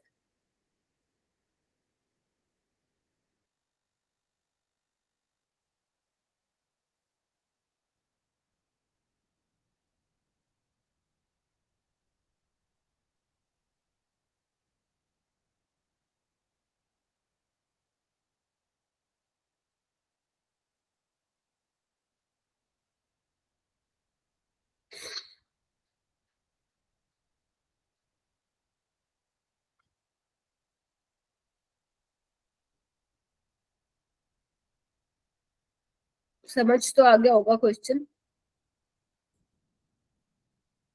यस मैम, इस तरह की एनसीईआरटी में एग्जांपल भी दी हुई है। थोड़ा सा टाइम तो लेगा ये क्वेश्चन, ठीक है, तो इसीलिए तुम मेरे को अप्रोच बताओ। कौन बताएगा अप्रोच? अर्पिता तुम बताओगी कैसे अप्रोच करूं इस क्वेश्चन को? अर्पिता सो तो नहीं गए? वैसे धूप वो तो मैम वहां तो नहीं आता। ठीक इजी कैलकुलेशन ही आएगी, इतनी वो कॉम्प्लिकेटेड तो इजीली कट जाए टर्म्स। देखो वैसे तो ये प्रीवियस ईयर है तुम लोगों का, लेकिन हाँ एक्सपेक्ट कर सकते हैं कि ऐसे क्वेश्चन आने के चांसेस कम है, बट अगर आ गया तो फिर बाद में ही करना है फिर ऐसे क्वेश्चन। ठीक है, अर्पिता हो क्या या सो गए? बताओ, आपका नाम तो बता दो। इना, इना, इना। इसमें मैम बहुत यही नाम है। कैलकुलेशन है। कौन है इना? Yes ma'am. आपका नेम क्या बेटा? मैम एना ही है। अच्छा, अरे मैं फर्स्ट टाइम तुम्हें सुन, मतलब देख रही हूँ, नाम सुन रही हूँ। एना, एना, एना, ओके एना। फर्स्ट क्लास है क्या ये? Yes ma'am. अच्छा ठीक है भाई, तुम लोग देखो कैसे किया। हाँ रुचि तुम बताओ। मैम बहुत कैलकुलेशन है इसमें। अप्रोच तो पता है, पहले मोल्स निकाल लेंगे, फिर मोल फ्रैक्शन निकाल लेंगे, फिर वेपर प्रेशर निकाल लेंगे और उसके बाद ऐड कर देंगे। ठीक है, हाँ कैलकुलेशन है इसमें। देखो टोटल प्रेशर निकाल लेते हैं अपना अपन, ठीक है। P note of CHCl3 into इसका मोल फ्रैक्शन, ठीक है, and plus P note of CH2Cl2 into mole fraction of CH2Cl2, है ना। और ऑलरेडी हमें इनकी वैल्यूज तो दी हुई है, 200 दी हुई है, और ये अपन निकाल लेंगे प्लस इसका दिया हुआ इतना, ठीक है। अब ये कैसे निकालोगे? मोल फ्रैक्शन निकालने के लिए तुम्हें क्या चाहिए? नंबर ऑफ मोल्स चाहिए होंगे। Number of moles of CHCl3 divided by number of moles of CHCl3 plus number of moles of इसके इतने, ठीक है। अब कैसे निकालेंगे number of moles? Given mass by molar मास करके, तो 25.5 करके 120 ले लो इसको, और ये हो जाएगा 40/85। तो बस आई होप कि समझ गए होगे। 1 में से माइनस कर दोगे तो इसके मोल फ्रैक्शन आ जाएंगे, तो फिर जाके तुम्हारा कहीं आंसर आएगा। अब मैम पेपर में आ गया तो क्या करें? अगर पेपर टाइम पे कंप्लीट हो गया तो कर लेना ये, वरना फिर छोड़ के आना पड़ेगा, क्योंकि टाइम मैं तो कहता हूँ जो चॉइस वाले आते हैं ना सेक्शन बी, उसमें आए ये। हाँ हो सकता है, मतलब हो सकता है, क्योंकि ना केमिस्ट्री में 180 आउट ऑफ 180 तो जाते ही जाते हैं। आप लोगों में से कौन लाएगा आउट ऑफ 180? पार्टी मेरी तरफ से उसकी। 180 आउट ऑफ 180, एक भी नेगेटिव नहीं करवाना है। मैम वो तो पेपर देख के पता चलेगा ना, ऐसे के हाँ। पहले ही कैसे बता दें। Yes ma'am. नहीं, थोड़ा सा पेपर देख के तो चलो पता लगेगा वहां पे कैसा माइंडसेट रहता है, बट मैम थोड़ा आप बहुत थोड़ा हाई लेगी ना, थोड़ा 160 रखो ना खुद अभी के को, लिए तो। नहीं नहीं, थोड़ा खुद को पॉजिटिव भी रखना चाहिए ना सात्विक। कि मैम पर मैम मेहनत तो पूरी करेंगे, आप भी सकते हैं, ये तुम्हारा होना चाहिए, स्पीच ये होना चाहिए जब तुम वो मैं कुछ पूछती हूँ तो तुमसे कि मैम मेहनत तो कर रहे हैं, आप भी सकते हैं, अच्छी प्रिपरेशन की हुई है केमिस्ट्री की, तो बस ऐसे ही रहना चाहिए। ठीक है, चलो ये करो। अपने बारे में हमेशा अच्छा बोला करो, सही बोल रही हूँ मैं तुम लोगों को, कोई भी हो, रिलेटिव्स हो, है ना, पेरेंट्स हो, फ्रेंड्स हो, फैमिली मैम वो मेंबर। रिलेटिव्स तो मार्क्स ही पूछते हैं, कितने मार्क्स है हमारे बच्चे के, ज्यादा आते हाँ, हैं, वो यही बोलते हैं, मन ही नहीं करता। कंपैरिजन करते हैं। वो तो बेटा मैम हो गया, ये क्वेश्चन बहुत इजी है। आज मैम डन। आज से नहीं कर रहे हो, सदियों से ये परंपरा चलती आ रही है कि दूसरों के बच्चों से मैम कंपैरिजन। आप मतलब आपके साथ भी होता है। मैम पता है रिजल्ट तो किसी और का आता है, डांट हम पे पड़ती है। नहीं, मेरे साथ नहीं हुआ ऐसा कभी, क्योंकि क्योंकि क्या मेरे फ्रेंड्स ही नहीं थे इतने। मैम फ्रेंड्स नहीं, रिलेटिव्स। नहीं, पूछते तो है, मैं आ रही हूँ इस क्वेश्चन पे, पर पूछते तो है कि क्या किया, क्या क्या नहीं किया, बट ये होता है ना, थोड़ा पेरेंट्स भी सपोर्टिव होते हैं, मतलब तो वो जवाब देने में माहिर होते हैं ना पेरेंट्स। मैम जो रिलेटिव्स होते हैं ना, उनको अपने बच्चों की लाइफ से ज्यादा ना दूसरों के उसमें ज्यादा इंटरेस्ट रहता है। कोई नहीं, रखने तो क्या ही ले लेंगे, है ना, ना हमें उनसे मिलना, ना हमें किसी और से मिलना, जाने दो। चलो मैम पता है डॉक्यूमेंट मेरे वगैरह यहाँ की तो बात करनी पड़ती है लेकिन। रिजल्ट अगर किसी और का आ गया ना तो डांट हम पे पड़ती है कि वो तो ऐसे करता तो तुम नहीं करते। नहीं नहीं, फिर यहाँ पे पेरेंट्स की गलती है, ऐसे नहीं बोलना चाहिए, ये कभी नहीं बोलना चाहिए। हर कोई बच्चा ना अपनी लाइफ में अलग कुछ करता है, ठीक है, अब जरूरी नहीं है कि एक बच्चा आईआईटी में जा रहा है तो दूसरा बच्चा अगर आईआईटी में नहीं जा रहा तो वो डफर है, नालायक है, वो उससे भी अच्छा कर जाएगा, पता भी नहीं चलेगा। ठीक है, ऐसा नहीं है जो एक नीट कर वही रहा अच्छा है, रहता है, सही बताऊं तो। नहीं, ऐसा जरूरी नहीं है। अगर एक नीट कर रहा है और दूसरा कोई टीचिंग प्रोफेशन में जा रहा है तो टीचिंग वाला खराब है, नीट वाला ज्यादा पैसे का, ऐसा कुछ भी नहीं है। अगर आप मेहनती हो, स्किल्स डेवलप कर लेते हो विद टाइम, तो आप किसी भी फील्ड में पैसा हम कमा। सेटिस्फैक्शन होनी चाहिए काम से अपने। हाँ बस, तो कभी आएगा ही नहीं मन में ये कि उसने ये फलाना कर लिया, मैं यहाँ पे रह गई या रह गया, वो चीज। यस ठीक मैम। है, मैं बहुत प्राउडली बोलती हूँ कि मैंने टीचिंग प्रोफेशन चूज किया। अब है मेरे फ्रेंड्स जो आईआईटीएंस हैं, मतलब रिसर्च कर रहे हैं, बट मेरे को कभी ऐसा नहीं हुआ, क्योंकि मैं मैम जो बहुत खुद कुछ को अच्छा लगता है वो करना चाहिए। हम्म, यस मैम। चलो हम सबको रिसर्च में नहीं इंटरेस्ट होता। और क्या, अगर सारे ही रिसर्च करने लग जाएंगे फिर फिर मैम बाकी मुझे नहीं है, मतलब अगर इसमें नहीं हुआ तो रिसर्च में तो नहीं जाना, खैर। हाँ, अरे मैम मैंने तो करना ही पड़ेगा। तुम लोग तो इतने इंटेलिजेंट हो, इंटेलिजेंट उस सार्काज्म वे में नहीं बोल रही, पॉजिटिव वे में बोल रही हूँ कि बच्चे तुम लोग इतना पढ़ चुके हो ना कि तुम आगे कहीं भी एडमिशन लेते हो, फिर चाहे, मैं तो कहूंगी कि सब लोगों को अपना मनपसंद का मिल जाए मेडिकल कॉलेज, तुम साथ साथ अर्न भी कर सकते हो। ठीक है, और एमबीबीएस जो कर रहा हो वो यूट्यूब कोई चैनल बता बना नहीं लो, रहा है कैसे अर्न कर सकते हैं अभी, लेकिन है ना, जो यूट्यूब, अगर तुम लोग एमबीबीएस कर रहे हो या मान लो कुछ भी कोर्स कर रहे हो मेडिकल कॉलेज में, और तुम लोग यूट्यूब पे वीडियो, मतलब यूट्यूब वगैरह स्टार्ट करते हो, तुम वैसे ही फेमस हो जाओगे। ठीक है, चलो मैम बात काफी बच्चों ने करा है ऐसे। हाँ, अरे बहुत बहुत तो कर सकते हो भाई तुम लोग। मतलब यूट्यूब कंटेंट भी हम क्रिएटर बन करने जाएंगे लगेगा, तब। कितने बच्चों ने यूट्यूब चैनल खोल दिया है। चलो ठीक है, हाँ बताओ भाई, डिप्रेशन फ्रीजिंग पॉइंट मैम सबसे सी ज्यादा होगा, मैम सी। मैम सी सी हो गया होगा। इसका। सी होगा, यस चलो मैम, सी होगा। ओके। हाँ ठीक है, तो नंबर ऑफ सोल्यूट पार्टिकल सबसे ज्यादा इसमें होंगे, इसको डिसोसिएट करने आना चाहिए। ठीक है, +3 सल्फेट नेगेटिव, जो यस टोटल मैम। चार्ज है वो बैलेंस रहेगा, तो कितना होगा, टोटल आयोटा की वैल्यू 5 है, तो सबसे 5। ज्यादा इसमें होगा। ठीक है, चलो बहुत ही बढ़िया, यस ये वाला करो।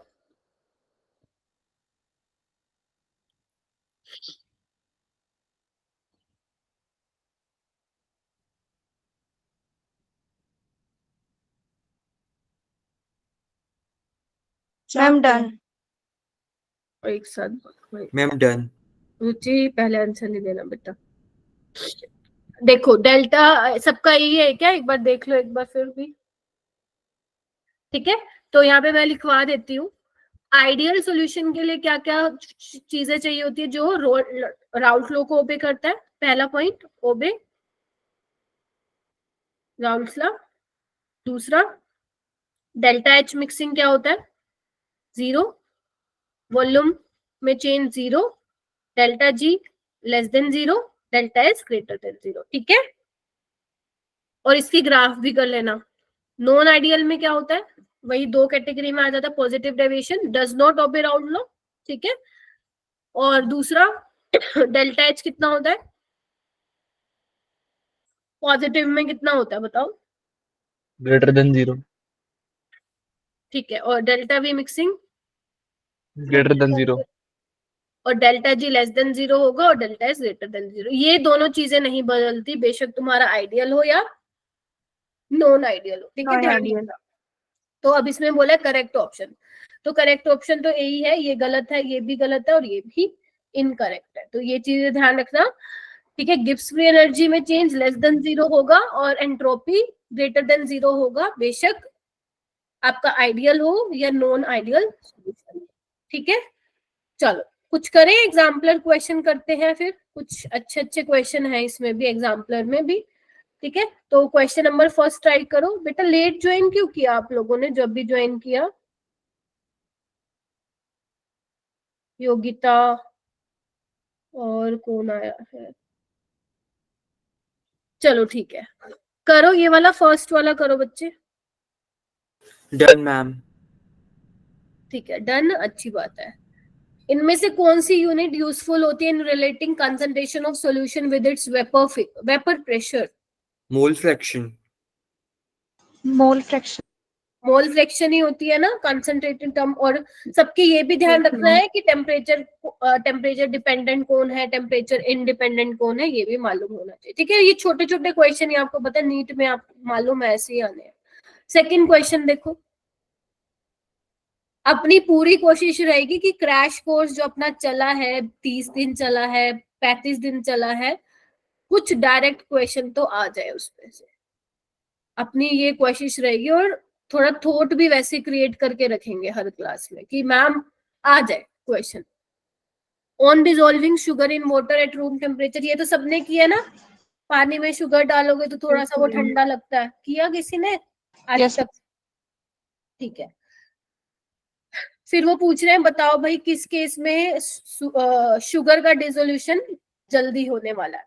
मैम हो गया। मैम हो गया। हो गया। ठीक है, बताना मत आंसर, मैं पूछती हूँ। अर्पिता कहाँ बीच में गायब हो गई थी तुम? पहले तो ये बताओ क्या होगा आंसर अर्पिता? हम ऑप्शन बोलो बोलो बोलो, सही बोल रही हो। हम ऑप्शन डी। यस डी होगा। देखो आपसे, देखो कोल्ड वाटर में तो कोल्ड से ज्यादा हॉट में होगा, तो इसको तो आप छोड़ दो। अब एक शुगर क्रिस्टल है, एक पाउडर शुगर है, तो पाउडर शुगर में क्या सरफेस एरिया ज्यादा है। ठीक है, हॉट वाटर में डालो तो वो जल्दी डिसॉल्व हो जाएगा as compared to sugar crystal. Yes ma'am. ठीक है, ये बनते हैं छोटे छोटे क्वेश्चन जो मैं बोलती हूँ ना थ्योरेटिकल वाले, ये वाले। ये क्वेश्चन आ जाए तो भैया तुम मतलब तुमसे अच्छा किस्मत वाला कोई नहीं है पेपर में। जेई में जो कल का शिफ्ट 1 का पेपर था ना कोऑर्डिनेशन के, वही सेम क्वेश्चन डाल दिए जो क्लास में करे थे हमने। अच्छा, फिर मैं एक काम करूँ, जेई को पढ़ाना भी शुरू कर देती हूँ, है ना। 1 साल पढ़ाया मैंने जेई को, वैसे तो मैंने नीट को ही पढ़ाया है। मैम शिफ्ट 2 में थोड़ा थे। हाँ, शिफ्ट 2 में थोड़ा सा थे क्वेश्चन ना, अच्छे लेवल के डाले हुए थे। बहुत। अच्छा ऐसा था क्या शिफ्ट 2 वाले? मैम मेरे पास टाइम शिफ्ट 2 बहुत। का पेपर नहीं है, मेरे को दे देना अगर हो तो तुम्हारे पास। मैम पेपर तो नहीं होगा उसका। अच्छा चलो कोई बात नहीं, चलो फिर ये वाला करो, फॉर्मूला रिवाइज हो जाएगा तुम्हारा जल्दी से। Raoult law, Henry's law, elevation, depression, osmotic. यही डिप्रेशन हमें हो गया ये। क्वेश्चन वो मार्क्स दिलवाएगा। राउट लॉ पे यही पेपर में आ जाए। हाँ सच बता, मैं यही आ जाए, सच बोल रहा हूँ। ठीक है, राउट लॉ का क्या होने वाला है यहाँ पे? सी। सी। लर्न कर लो। P is equal to Chi1 P01 plus Chi2 P02। और ये क्या है ये भी आप लोगों को पता होना चाहिए, किसका प्रेशर है। Henry's law, E. Elevation in boiling point, D. Pressure in freezing point, A. और ऑस्मोटिक प्रेशर बी। सब कुछ पता होना चाहिए, ग्राफ सबके मालूम होने चाहिए, ऑस्मोटिक प्रेशर का रिलेशन पता होना चाहिए with concentration and temperature, M क्या है ये पता होना चाहिए, काई क्या है ये पता होना चाहिए, आई मीन सब कुछ मालूम होना चाहिए तुम लोगों को। ये करो, मैं ज्यादा तेज बोल दूं ना तो मुझे कफ होता है, और मेरा जो गंदी हालत हुई थी ना अभी, मैंने बीच में वो कैमरा ऑफ किया था, बहुत गंदी वाली, 2 मिनट के लिए, तो ऐसे निकल, ऐसे लगा गई मैं। मैम हो गया।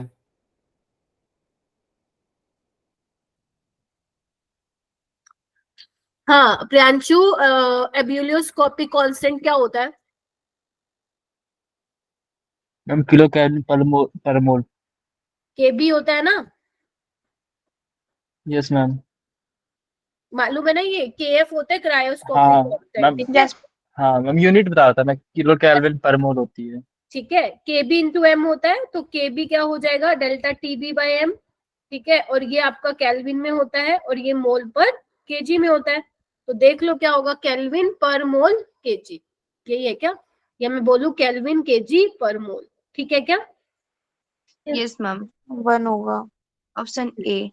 ठीक है, तो ये वो बेसिक वाले क्वेश्चन है जो पूछ सकता है एग्जामिनर। ये वाला क्वेश्चन बहुत बड़ी, ये आया था, पता नहीं किस में आया था, मेरे को जेई में ही था ऐसा क्वेश्चन, अभी नहीं मैम वो पूछा नीट में आया था, ये वाला। ये इस तरह का। अच्छा इस तरह का, ठीक है, फिर तो आ सकता है दोबारा भी। करो,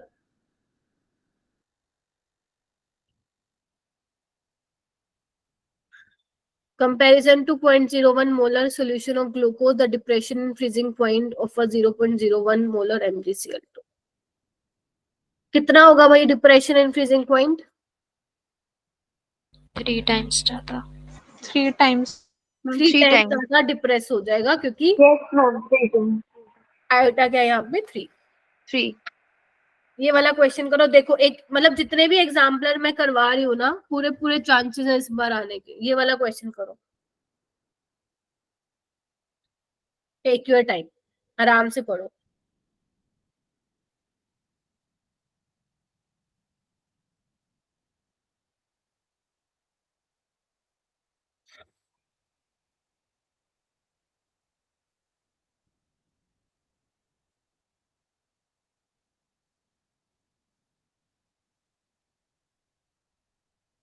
रमिता, बच्चे क्लियर हो रही हैं चीजें? नेहा, थोड़ा सा लग रहा है कि कर पा रहे हो?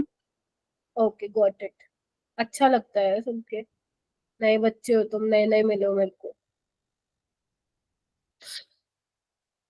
अब तो पता नहीं तुम लोग नीट के पेपर देने के बाद तुम कहाँ होगे, है ना? कभी हालचाल पूछ लेना मेरा, ठीक है? चलो, हुआ ये? Ma'am 1 minute.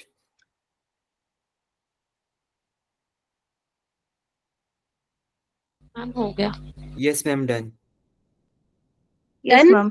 ओके, दीपक हो गया आपका? दीपक प्रजापति, मैम डी होगा क्या इसका? बी फॉर बोल। Ma'am D. डी क्यों गलत है बच्चे? एक बार पढ़ना स्टेटमेंट, दीपक पढ़ेगा। और 1 वाला गलत है ना? अरे अरे, जिसको बोलूं वही ना, ताकि मैं पता, मतलब ताकि मैं उसको रियलाइज करा सकूं कि उसने कहाँ मिस्टेक कर दी अप्रोच करने में। दीपक एक बार 4th वाली स्टेटमेंट पढ़ बेटा। वो बोल रहा है कि राउट लॉ के according vapour pressure exerted by volatile component of solution is directly proportional to its mole fraction, ठीक है ना? जो ज्यादा होगा वही तो उड़ेगा, जो जितना ज्यादा उतना ज्यादा उड़ेगा। याद है ये वाली टैगलाइन क्लास में बताई थी मैंने? आप पर पार्शियल प्रेशर कंसीडर करते हैं ना किसको, किसमें? राउट्स लॉ में। हेनरीज लॉ बोल रही हो तुम? स्टेटमेंट पढ़ो, एनसीईआरटी खोलना। वेपर प्रेशर की बात करते हैं ना राउट लॉ में, तो हम यस मैम। एकदम ठीक है। ये देखो ये ट्रू है, यहाँ पे मैं लिख रही हूँ true. Decreasing order of osmotic pressure, ये तो ठीक है ना? इसमें number of Yes, ma'am. Solute particle जैसे जैसे कम होंगे तो ऑस्मोटिक प्रेशर कम होगा। ऑस्मोटिक प्रेशर का फॉर्मूला भी ठीक है। ये देखो दो डिफरेंट सॉल्यूशन है सुक्रोज की जिनकी मोलारिटी सेम है लेकिन सॉल्वेंट अलग अलग है, will have the same depression in freezing point? ना भैया ना, नो नहीं मैम, नहीं नहीं, क्योंकि नो TF मैम, अलग होगा। हाँ, क्योंकि जो वो है क्या पूछा इसमें, बट डिफरेंट नहीं, डिप्रेशन इन फ्रीजिंग पॉइंट यानी कि क्या पूछ रहा है, डेल्टा टीएफ, यस मैम। ठीक है। मोलालिटी सेम है बट सोलवेंट अलग है, तो उसका डिप्रेशन इन फ्रीजिंग पॉइंट कैसे सेम हो सकता है, क्योंकि केएफ की वैल्यू अलग अलग हो जाएगी ना दोनों में, because yes KF ma'am. Depends on nature of solvent. तो अगर सॉल्वेंट अलग अलग है तो डिप्रेशन इन फ्रीजिंग पॉइंट पे भी तो इफेक्ट पड़ेगा ना, तो बस तो फिर तो इसका फर्स्ट वाला जो होगा फॉल्स होगा। दीपक क्लियर है? अलीशा? Ma'am, yes ma'am. हाँ जी बेटा। Ma'am depression in freezing point molarity ऊपर डिपेंड्स करता है ना? मोलालिटी फिर से बोलो। लिटी और रिटी? मोलालिटी अच्छा ये ठीक है। होता है ना बच्चे अपना, एक minute, delta TF KF into M, molality हाँ है। सिर्फ हाँ। ऑस्मोटिक प्रेशर में मोलैरिटी आता है, यहाँ पे अच्छा मोलालिटी आता है। अब देखो मान लेते हैं अपने पास दो सॉल्यूशन है, डेल्टा टीएफ केएफ1 एम1, ठीक है, और एक दूसरा सॉल्यूशन है डेल्टा टीएफ2 केएफ2 इंटू एम2।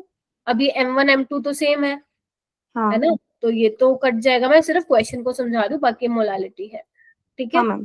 तो हाँ समझ में आ गया। अब सोलवेंट तो अलग कर दिया ना, तो डेल्टा टीएफ की वैल्यू भी चेंज होगी ना, हाँ हाँ ठीक है। क्लियर।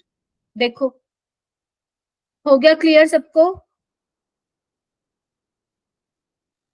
हाँ, अब केएफ की वैल्यू मोलालिटी पे डिपेंड नहीं करेगी, क्योंकि अगर मान लो तुम मोलालिटी को डबल ट्रिपल है ना 4 गुना करो 5 गुना करो तो केएफ की वैल्यू पे कोई फर्क नहीं पड़ेगा, बिकॉज केएफ जो है नेचर ऑफ सॉल्वेंट पे डिपेंड कर रहा है, ठीक है।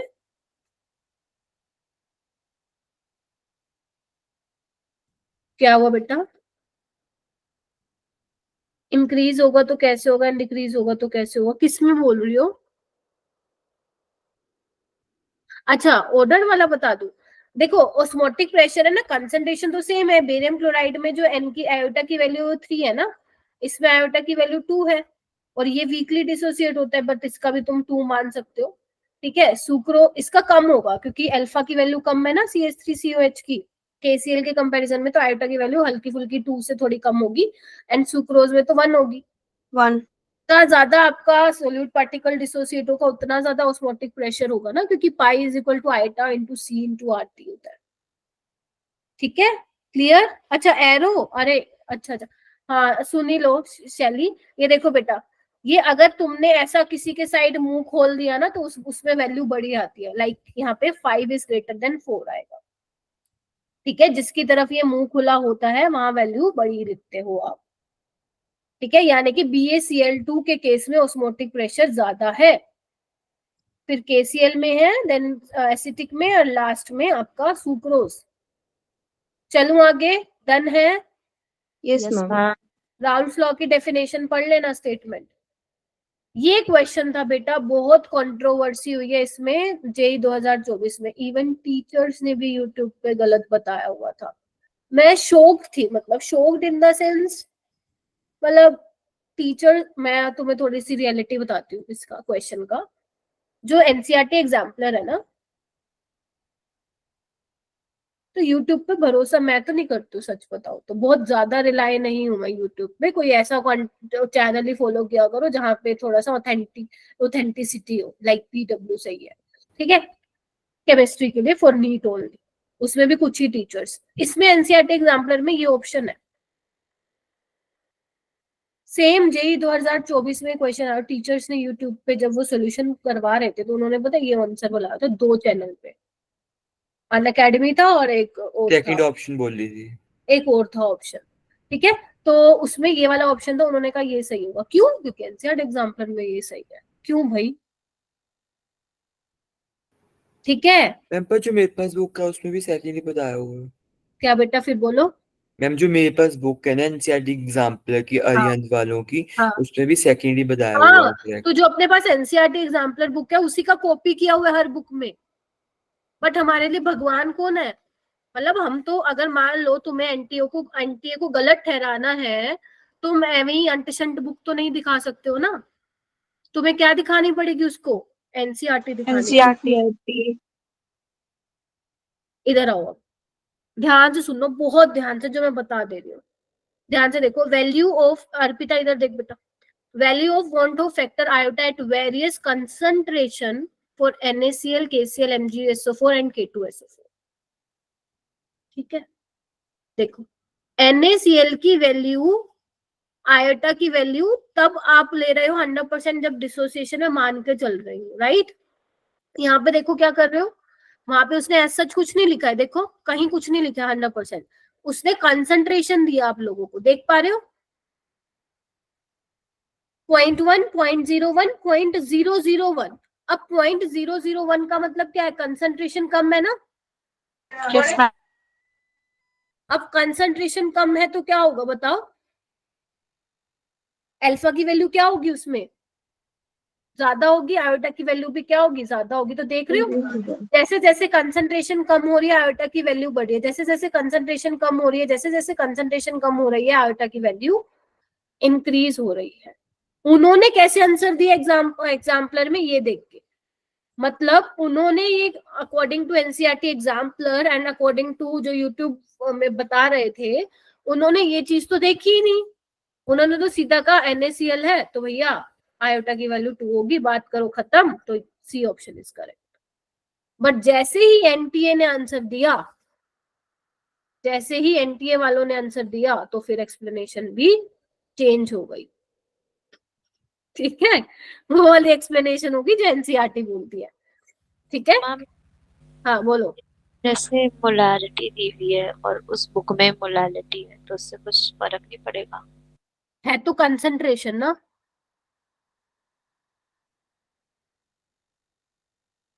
मैम मतलब जैसे डाइल्यूशन बढ़ता जा रहा है तो हमारे आयंस डिसोसिएट होते जा रहे हैं ज्यादा से ज्यादा। हाँ, तो आपका आयोटा की वैल्यू भी चेंज हो जाती है। मैं देखो एक बार मैं ये दिखाती हूँ, जेई वाला क्वेश्चन यही था ना, ये देखो। ठीक है, क्वेश्चन नंबर 1 का आंसर देखो क्या दिया उसने, एनटीए वालों ने क्वेश्चन नंबर 1 का आंसर दिया 1। आना एक बार, ये देखो, समझे अब। Yes ma'am. Yes ma'am. अगर मतलब मेंशन कंप्लीट एसोसिएशन है तो हम सी करते हैं। हाँ, बट उसने नहीं दिया, तो ये कहाँ से एनटीए ने उठाया था, ये वो भी शार्ट है, एनसीईआरटी। एनसीईआरटी एग्जाम्पलर से दिया था। और बच्चे अगर एनसीईआरटी एग्जाम, देखो अगर सिंपल सी बात है, मैं भी तुम्हें ना पढ़ाती एनसीईआरटी एग्जाम्पलर करते तो तुम भी पेपर में आता तो यही मार्क करते आते। ठीक है, तो अब वही बात है ना, कुछ क्वेश्चन गलत भी है एनसीईआरटी एग्जाम्पलर में, तो ध्यान रखना ये आएगा। और रेफरेंस इसकी मैंने तुम्हें दिखा दिया। ठीक है, तो इसलिए कह रही थी जो एनसीईआरटी की टेबल है वो करके जाना। ठीक है, अब क्लियर है, चलूं आगे। यस। Yes ma'am. ठीक है, तो जेई 2024 का ये पहला ही क्वेश्चन था, ये जो कि मैंने आप लोगों को करा दिया है। इसका ऑप्शन फर्स्ट आना था, ना कि थर्ड आना था।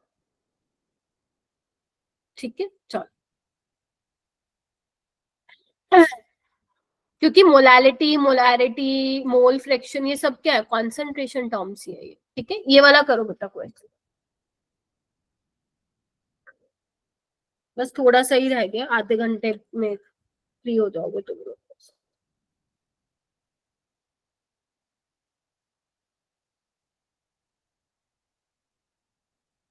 अरे मैंने एक्सपीरियंस किया हुआ है, मेरा नेट का एग्जाम था, जब मैं नेट का एग्जाम देके आई थी, तो क्या होता है भाई, ह्यूमन नेचर होता है भाई, करके आया तो यूट्यूब से, क्योंकि मैं भी तो एज अ स्टूडेंट ही वो पेपर देके आई थी, तो मैंने नेट का पेपर वैसे बाय द वे होता है फॉर असिस्टेंट मैम प्रोफेसर। सबसे ज्यादा ना जो गलत आंसर की जाती हैं वो जेई के पेपर की आती हैं, क्योंकि वो मेमोरी बेस्ड होते हैं ना एक्चुअली।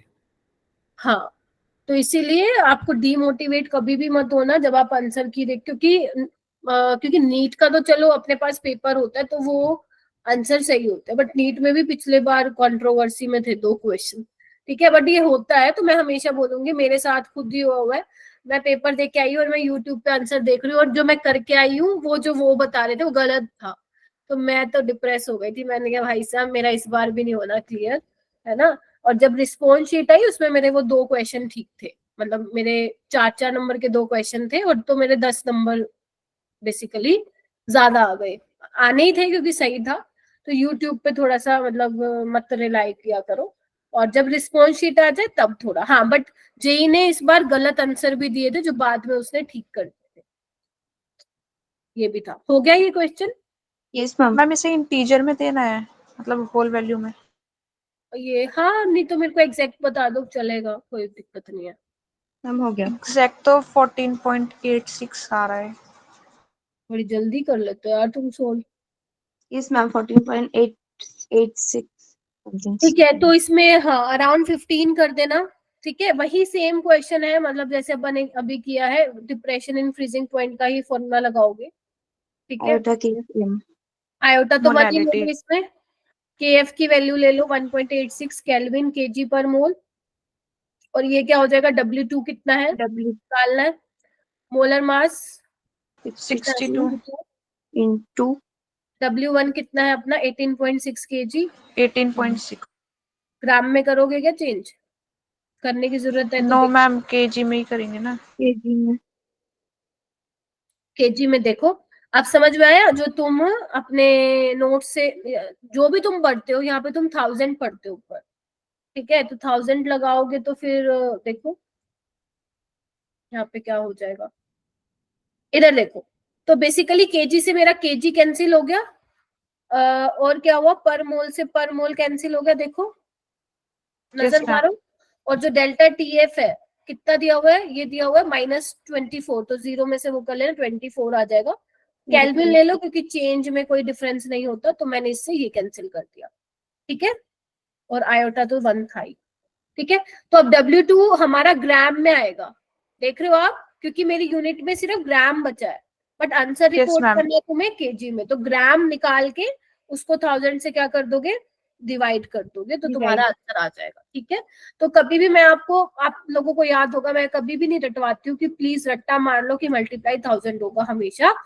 कई बार ऐसे भी किया करो ताकि तुम्हें भी क्लैरिटी रहे कि कर क्या रहे हो। समझे मैं क्या बोल गई? 1000 से Yes, ma'am. मल्टीप्लाई तुम्हारी बुक्स में इसलिए किया गया है क्योंकि उन्होंने ग्राम को केजी में कन्वर्ट किया हुआ है, इसलिए वो मल्टीप्लाई करते हैं 1000 से। अगर तुम नहीं भी करोगे, यूनिट साथ लिखोगे, तो तुम्हें खुद पता चल जाएगा कि मेरा आंसर ग्राम में आएगा बट मुझे केजी में रिपोर्ट करना है। तो जब आप इसको सोल्व करोगे तो 14.88 आएगा, बट अगर मैं राउंड ऑफ करूँ तो 15 आएगा। जेई में 15 दिया था बट अपने को तो ऑप्शन मिलेंगे। ठीक है, सिंपल फॉर्मूला बेस्ड क्वेश्चन था, ये करो।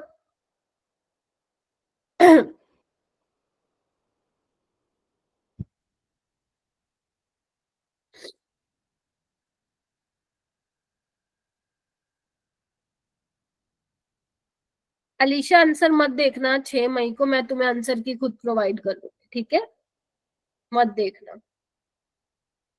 तुम जिस दिन आओगे, तुम मुझे पेपर दोगे, मैं आप लोगों को आंसर की दे दूंगी थोड़ी देर तक। मैम कितने सेट आते हैं नीट में? नीट में कितने थे पिछली बार, 3 आते हैं मेरे ख्याल से, 3 आते हैं, बट क्वेश्चन सेम होते हैं, मतलब हाँ वो क्वेश्चन। क्वेश्चन तो सेम ही रहेंगे ना, तो बच्चों को पता कैसे चलेगा किसका क्या है। जब हम अलग अलग डाल देंगे तो किसी का हार्ड हो गया, किसी का टफ, मतलब ऐसा इजी आ गया। ना ना ना ना, हार्ड टफ नहीं होता, क्वेश्चन सेम होते हैं, मतलब सिर्फ हाँ मैम नंबरिंग चेंज होती है उनकी। नंबरिंग, नंबर शफलिंग होती है उसकी, बाकी पेपर सेम होता है, तो वो सेट का ऑप्शन बहुत भी ज्यादा। सेटिंग होती है मैम। हाँ जी, ऑप्शन भी इधर उधर होता है। हाँ तो बट वही है, क्वेश्चन सेम होता है, तो इससे पैटर्न लेवल पे कोई वो फर्क नहीं पड़ता है। ठीक है, बताओ भाई इसका answer, solution of two miscible liquid showing negative deviation, बताओ। नेगेटिव रेवेशन में 4। क्या होता है, प्रेशर, वेपर प्रेशर क्या होता है, कम होता है, फोर्थ और होगा। बढ़ता है। वेरी गुड, ये करो। The quantity which changes with temperature, अब तो जल्दी जल्दी करते रहो, हो गया अपना। Molarity. Ma'am molarity. Molarity. Mass molarity. Percentage, molality, mole fraction में वॉल्यूम नहीं आता है तो वो चेंज नहीं होंगे विद टेम्परेचर, मोलैलिटी होगा। ये क्वेश्चन करो, एनसीईआरटी का क्वेश्चन है ये। इसमें जरूरी नहीं आपको फॉर्मूला याद हो, आप अपना वैसे भी कर सकते हैं इसको।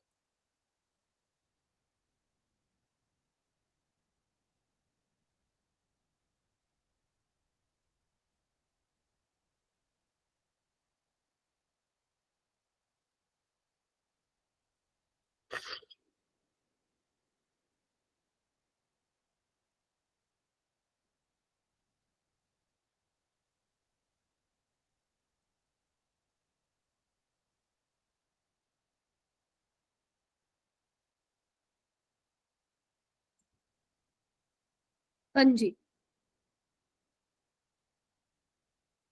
दीपक प्रजापति आज थोड़ा चुप चुप हो। 31.4% H2SO4 बाय मास का मतलब क्या होता है दीपक? मैम 100 ग्राम में 31.4 ग्राम H2SO4। ठीक है, तो 31.4 ग्राम H2SO4 प्रेजेंट है इन 100 ग्राम सॉल्यूशन, यही मतलब हुआ।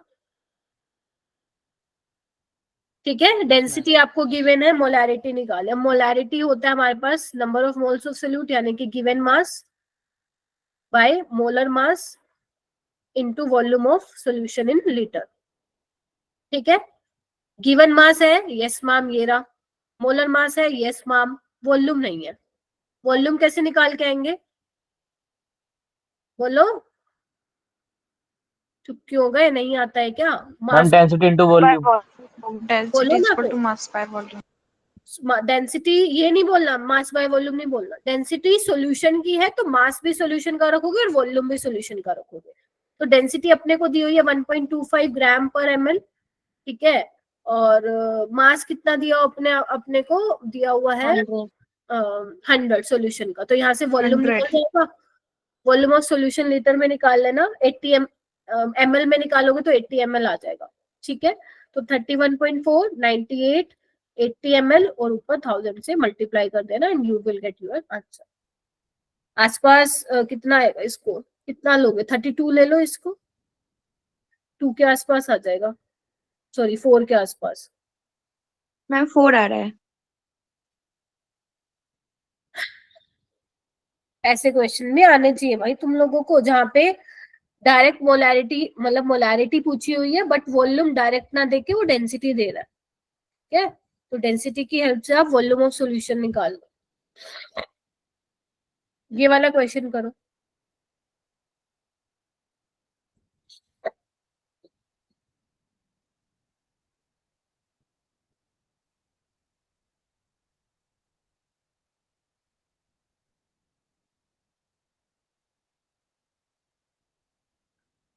मैम लास्ट का आंसर कितना था? 4 के आसपास ना?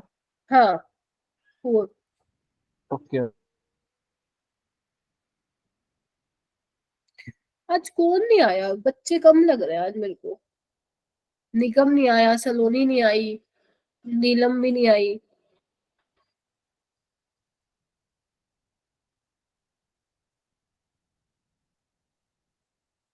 अच्छा, तुम लोग एलन वाले जो बच्चे हैं जो टेस्ट सीरीज दे रहे हैं, उनका हर संडे हो रहा है या वीक में भी हो रहा है? रुचि रुचि रुचि मैम वीकली होता है ना, सिर्फ संडे को, बीच में नहीं होता। अच्छा ठीक, ठीक है ठीक है ठीक है।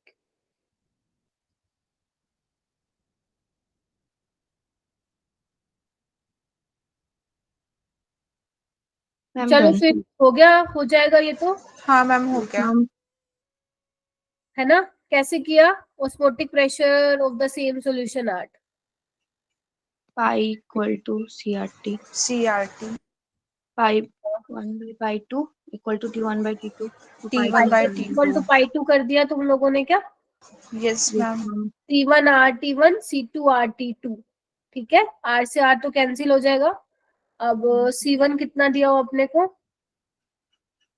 अच्छा एक सेकेंड ना, मैम सेम थोड़ा नोट में ऑस्मोटिक प्रेशर अलग अलग है। ऑस्मोटिक प्रेशर ही तो बताना है इसमें। ठीक है, इधर देखो, ऐसे कर लो। पाई क्या है अपना? मैम रेशो ले कर लेते हैं। हाँ, रेशियो लेके करा है। पाई 1 बाय पाई 2 कर लो एंड ये कर लो आप। कंसंट्रेशन भी सेम ही होगी फिर तो। हाँ यस मैम। बाय T2 कर लो, और हाँ पाई 1 आपके पास है 7 × 10⁵ पास्कल। इसको न्यूटन पर मीटर स्क्वायर, वो भी पास्कल में होता है, इसको एक्स मान लेते हैं। T1 है इतना और ये है इतना, तो अब इसको 70 कर लो और देख लो कितना आंसर आ रहा 22.56। है। यस इसका मैम। आएगा 72 पॉइंट एग्जैक्ट बता रही हूँ, ये आंसर आ जाएगा। 72.56। हाँ, प्रेशर सेम नहीं करना है भाई, वही तो पूछा हमसे। ठीक है, ये वाला करो।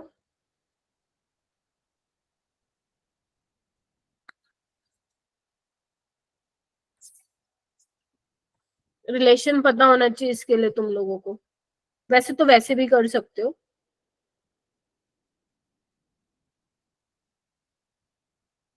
करो, ट्राई करो।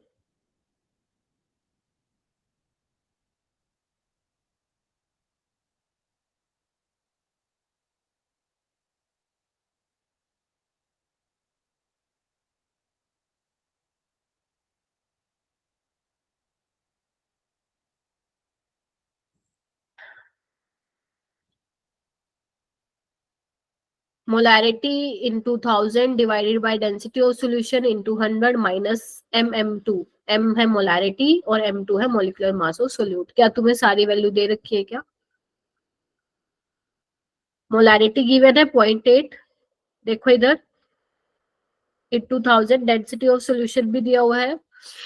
कितना हो जाएगा? 1 मिलीलीटर होता है ना 1 सेंटीमीटर क्यूब के बराबर, तो 1.06 ग्राम पर ml दिया हुआ है, ठीक है, इंटू 100 माइनस m, कितना दिया हुआ मोलारिटी? 0.8, m2 दिया हुआ है H2SO4 का 98। इसको सॉल्व करना तुम लोग, नहीं तो दूसरे तरीके से भी निकाल सकते हो, ठीक है, वो थोड़ा सा लेंथी हो जाएगा। ये वाला तो ध्यान रखोगे सारे के सारे फॉर्मूला मोलालिटी, मोलारिटी और डेंसिटी के बीच में, क्योंकि ये बहुत ज्यादा यूज होता है पेपर में, ठीक है। चलो ये वाला क्वेश्चन करो। What happens to the freezing point of benzene when small quantity of naphthalene is added to benzene? बताओ भाई, क्या होगा जब नेप्थलीन को डाल दोगे बेंजीन में? तो डिक्रीज होगा मैम। हाँ जी, डिप्रेशन पॉइंट पे क्या फर्क पड़ेगा? डिक्रीज होगा या इंक्रीज होगा, या पहले डिक्रीज फिर इंक्रीज, या कुछ फर्क ही नहीं पड़ेगा? भाई फिजिकल में क्या हो गया तुम लोगों को? बहुत बेकार रिस्पॉन्स है भाई क्लास का आज। हाँ डिक्रीज बोलो ना। मैम बोला कि डालोगे, अच्छा हाँ बोलो, प्रियांशु ने बोला था ना, अब बोल रहे हो सारे। डिप्रेशन इन फ्रीजिंग पॉइंट, ठीक है, डिक्रीज होगा। ये वाला करो, 9th करो।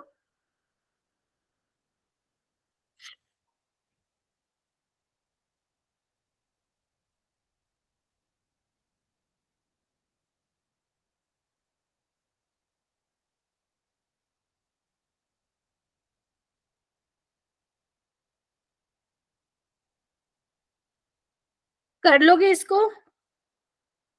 दे दू? कुछ भी नहीं है भाई, मोलारिटी दी हुई है, वॉल्यूम दिया हुआ है, Yes, मास ma'am. निकालना है, सिर्फ मोलारिटी का फॉर्मूला निकालो, आंसर आ जाएगा तुम लोगों का, ठीक है। 7 के आसपास आएगा, 7 ग्राम। Yes ma'am. ये वाला क्वेश्चन देखो,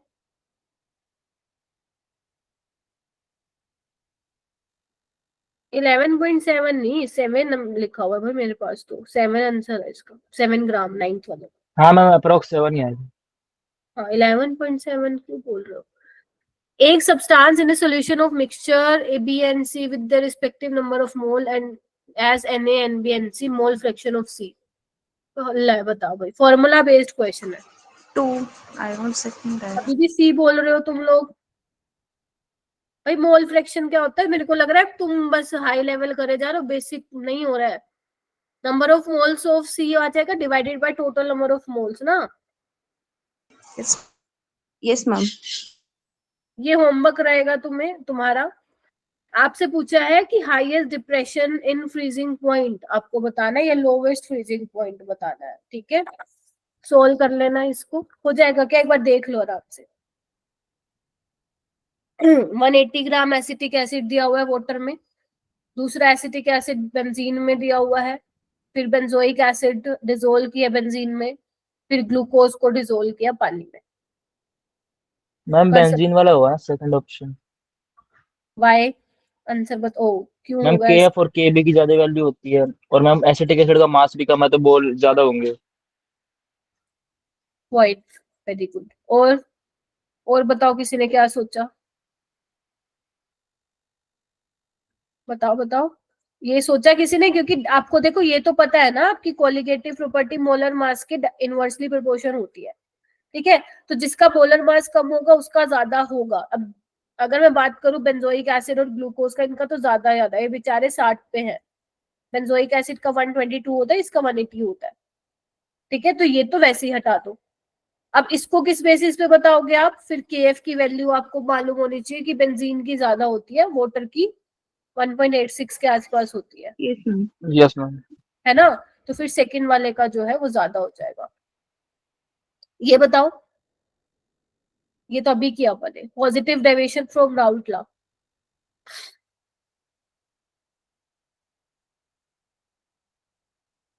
बताओ।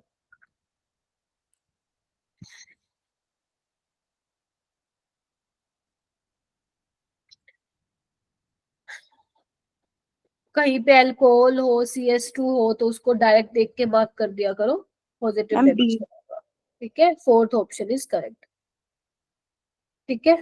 तो ये था तुम्हारा मेरी साइड से सॉल्यूशन वाला चैप्टर। अब ये कुछ होमवर्क में दिए मैंने बचे हुए क्वेश्चन, है ना। ये देखो एप्लीकेशन पे मैंने दिए हैं जैसे क्वेश्चन, है ना। ये देखो यूनिट्स पे दिए हैं, है ना, कर लेना। ये मैच द फॉलोइंग है 2, सैचुरेटेड सॉल्यूशन क्या होता है, बाइनरी, हाइपोटेनिक, क्या, सो दैट तुम्हारा रिवीजन हो जाए। Soda water, sugar solution, German silver, air, hydrogen gas in palladium, छोटी छोटी बातें हैं। और एक ये दिया है क्वेश्चन, और इसको जरूर देख लेना रिवीजन क्लास को एक बार टाइम मिले तो, ठीक है। सारे ग्राफ करने, क्योंकि यहाँ पे मैंने ग्राफ से रिलेटेड क्वेश्चन आया ही नहीं था, इसलिए मैंने यहाँ पे नहीं करवाया। हालांकि जेई में तो आए हुए हैं ग्राफ से रिलेटेड, नीट में नहीं आया, बट आ सकता है। तो एनसीईआरटी के जो ग्राफ है तुम लोगों के, उसको अच्छे से नजर मार लेना, है ना। और बस यही रहेगा। और यहाँ एग्जाम डोज पे क्लिक करोगे, मैं एक बार क्लिक करके दिखाती हूँ तुम लोगों को। दिख रहा है क्या तुम लोगों को? मैम कल के टेस्ट में सर से मैम कह आपने सकते हो कि इसको हमारा मतलब वहीं चेक करवा दे हमसे, क्या हमसे ही चेक करवा देंगे पेपर हमारा? एक मिनट रुको बच्चे, क्या कह रहे हो प्रियांशु? हम सर से कह दो कि टेस्ट में कि हमारा वहीं चेक करवा दें, जल्दी चेक करवा दें पेपर, फिर एनालिसिस कर लेंगे। टाइम ज्यादा, फिर 2-3 दिन में आएगा रिजल्ट आराम से। बेटा एक्चुअली ना क्या है ना, वो CMS में नहीं टाइप किया हुआ है। मतलब जो क्वेश्चन होंगे ना तुम्हारे, वो फोन में नहीं। एक्चुअली जो क्विज इंजन होता है, अगर उसमें पहले ऑलरेडी क्वेश्चन डाले हो तो वो कर सकते हो फोन से। बट सर को कह देना वहां पे कि सर हमारा जल्दी पेपर चेक करा दो, तो वो करवा देंगे। क्योंकि कम ही बच्चे आ रहे हैं, ज्यादा नहीं आ रहे हैं, अराउंड 20 आ रहे हैं, अराउंड 20-25। तो तुम बोल देना, क्योंकि लास्ट टाइम जब मैं आई थी वो तो तुम लोग चले गए थे।